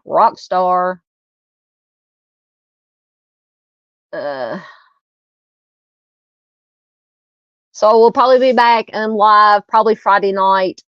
Like I said, I want to talk about a little bit about Elijah Vu, a lot about the ASHA degree that was developing with that. So if you haven't heard about that case and the developments, read up on it, because we're definitely going to be talking a lot about that case Friday.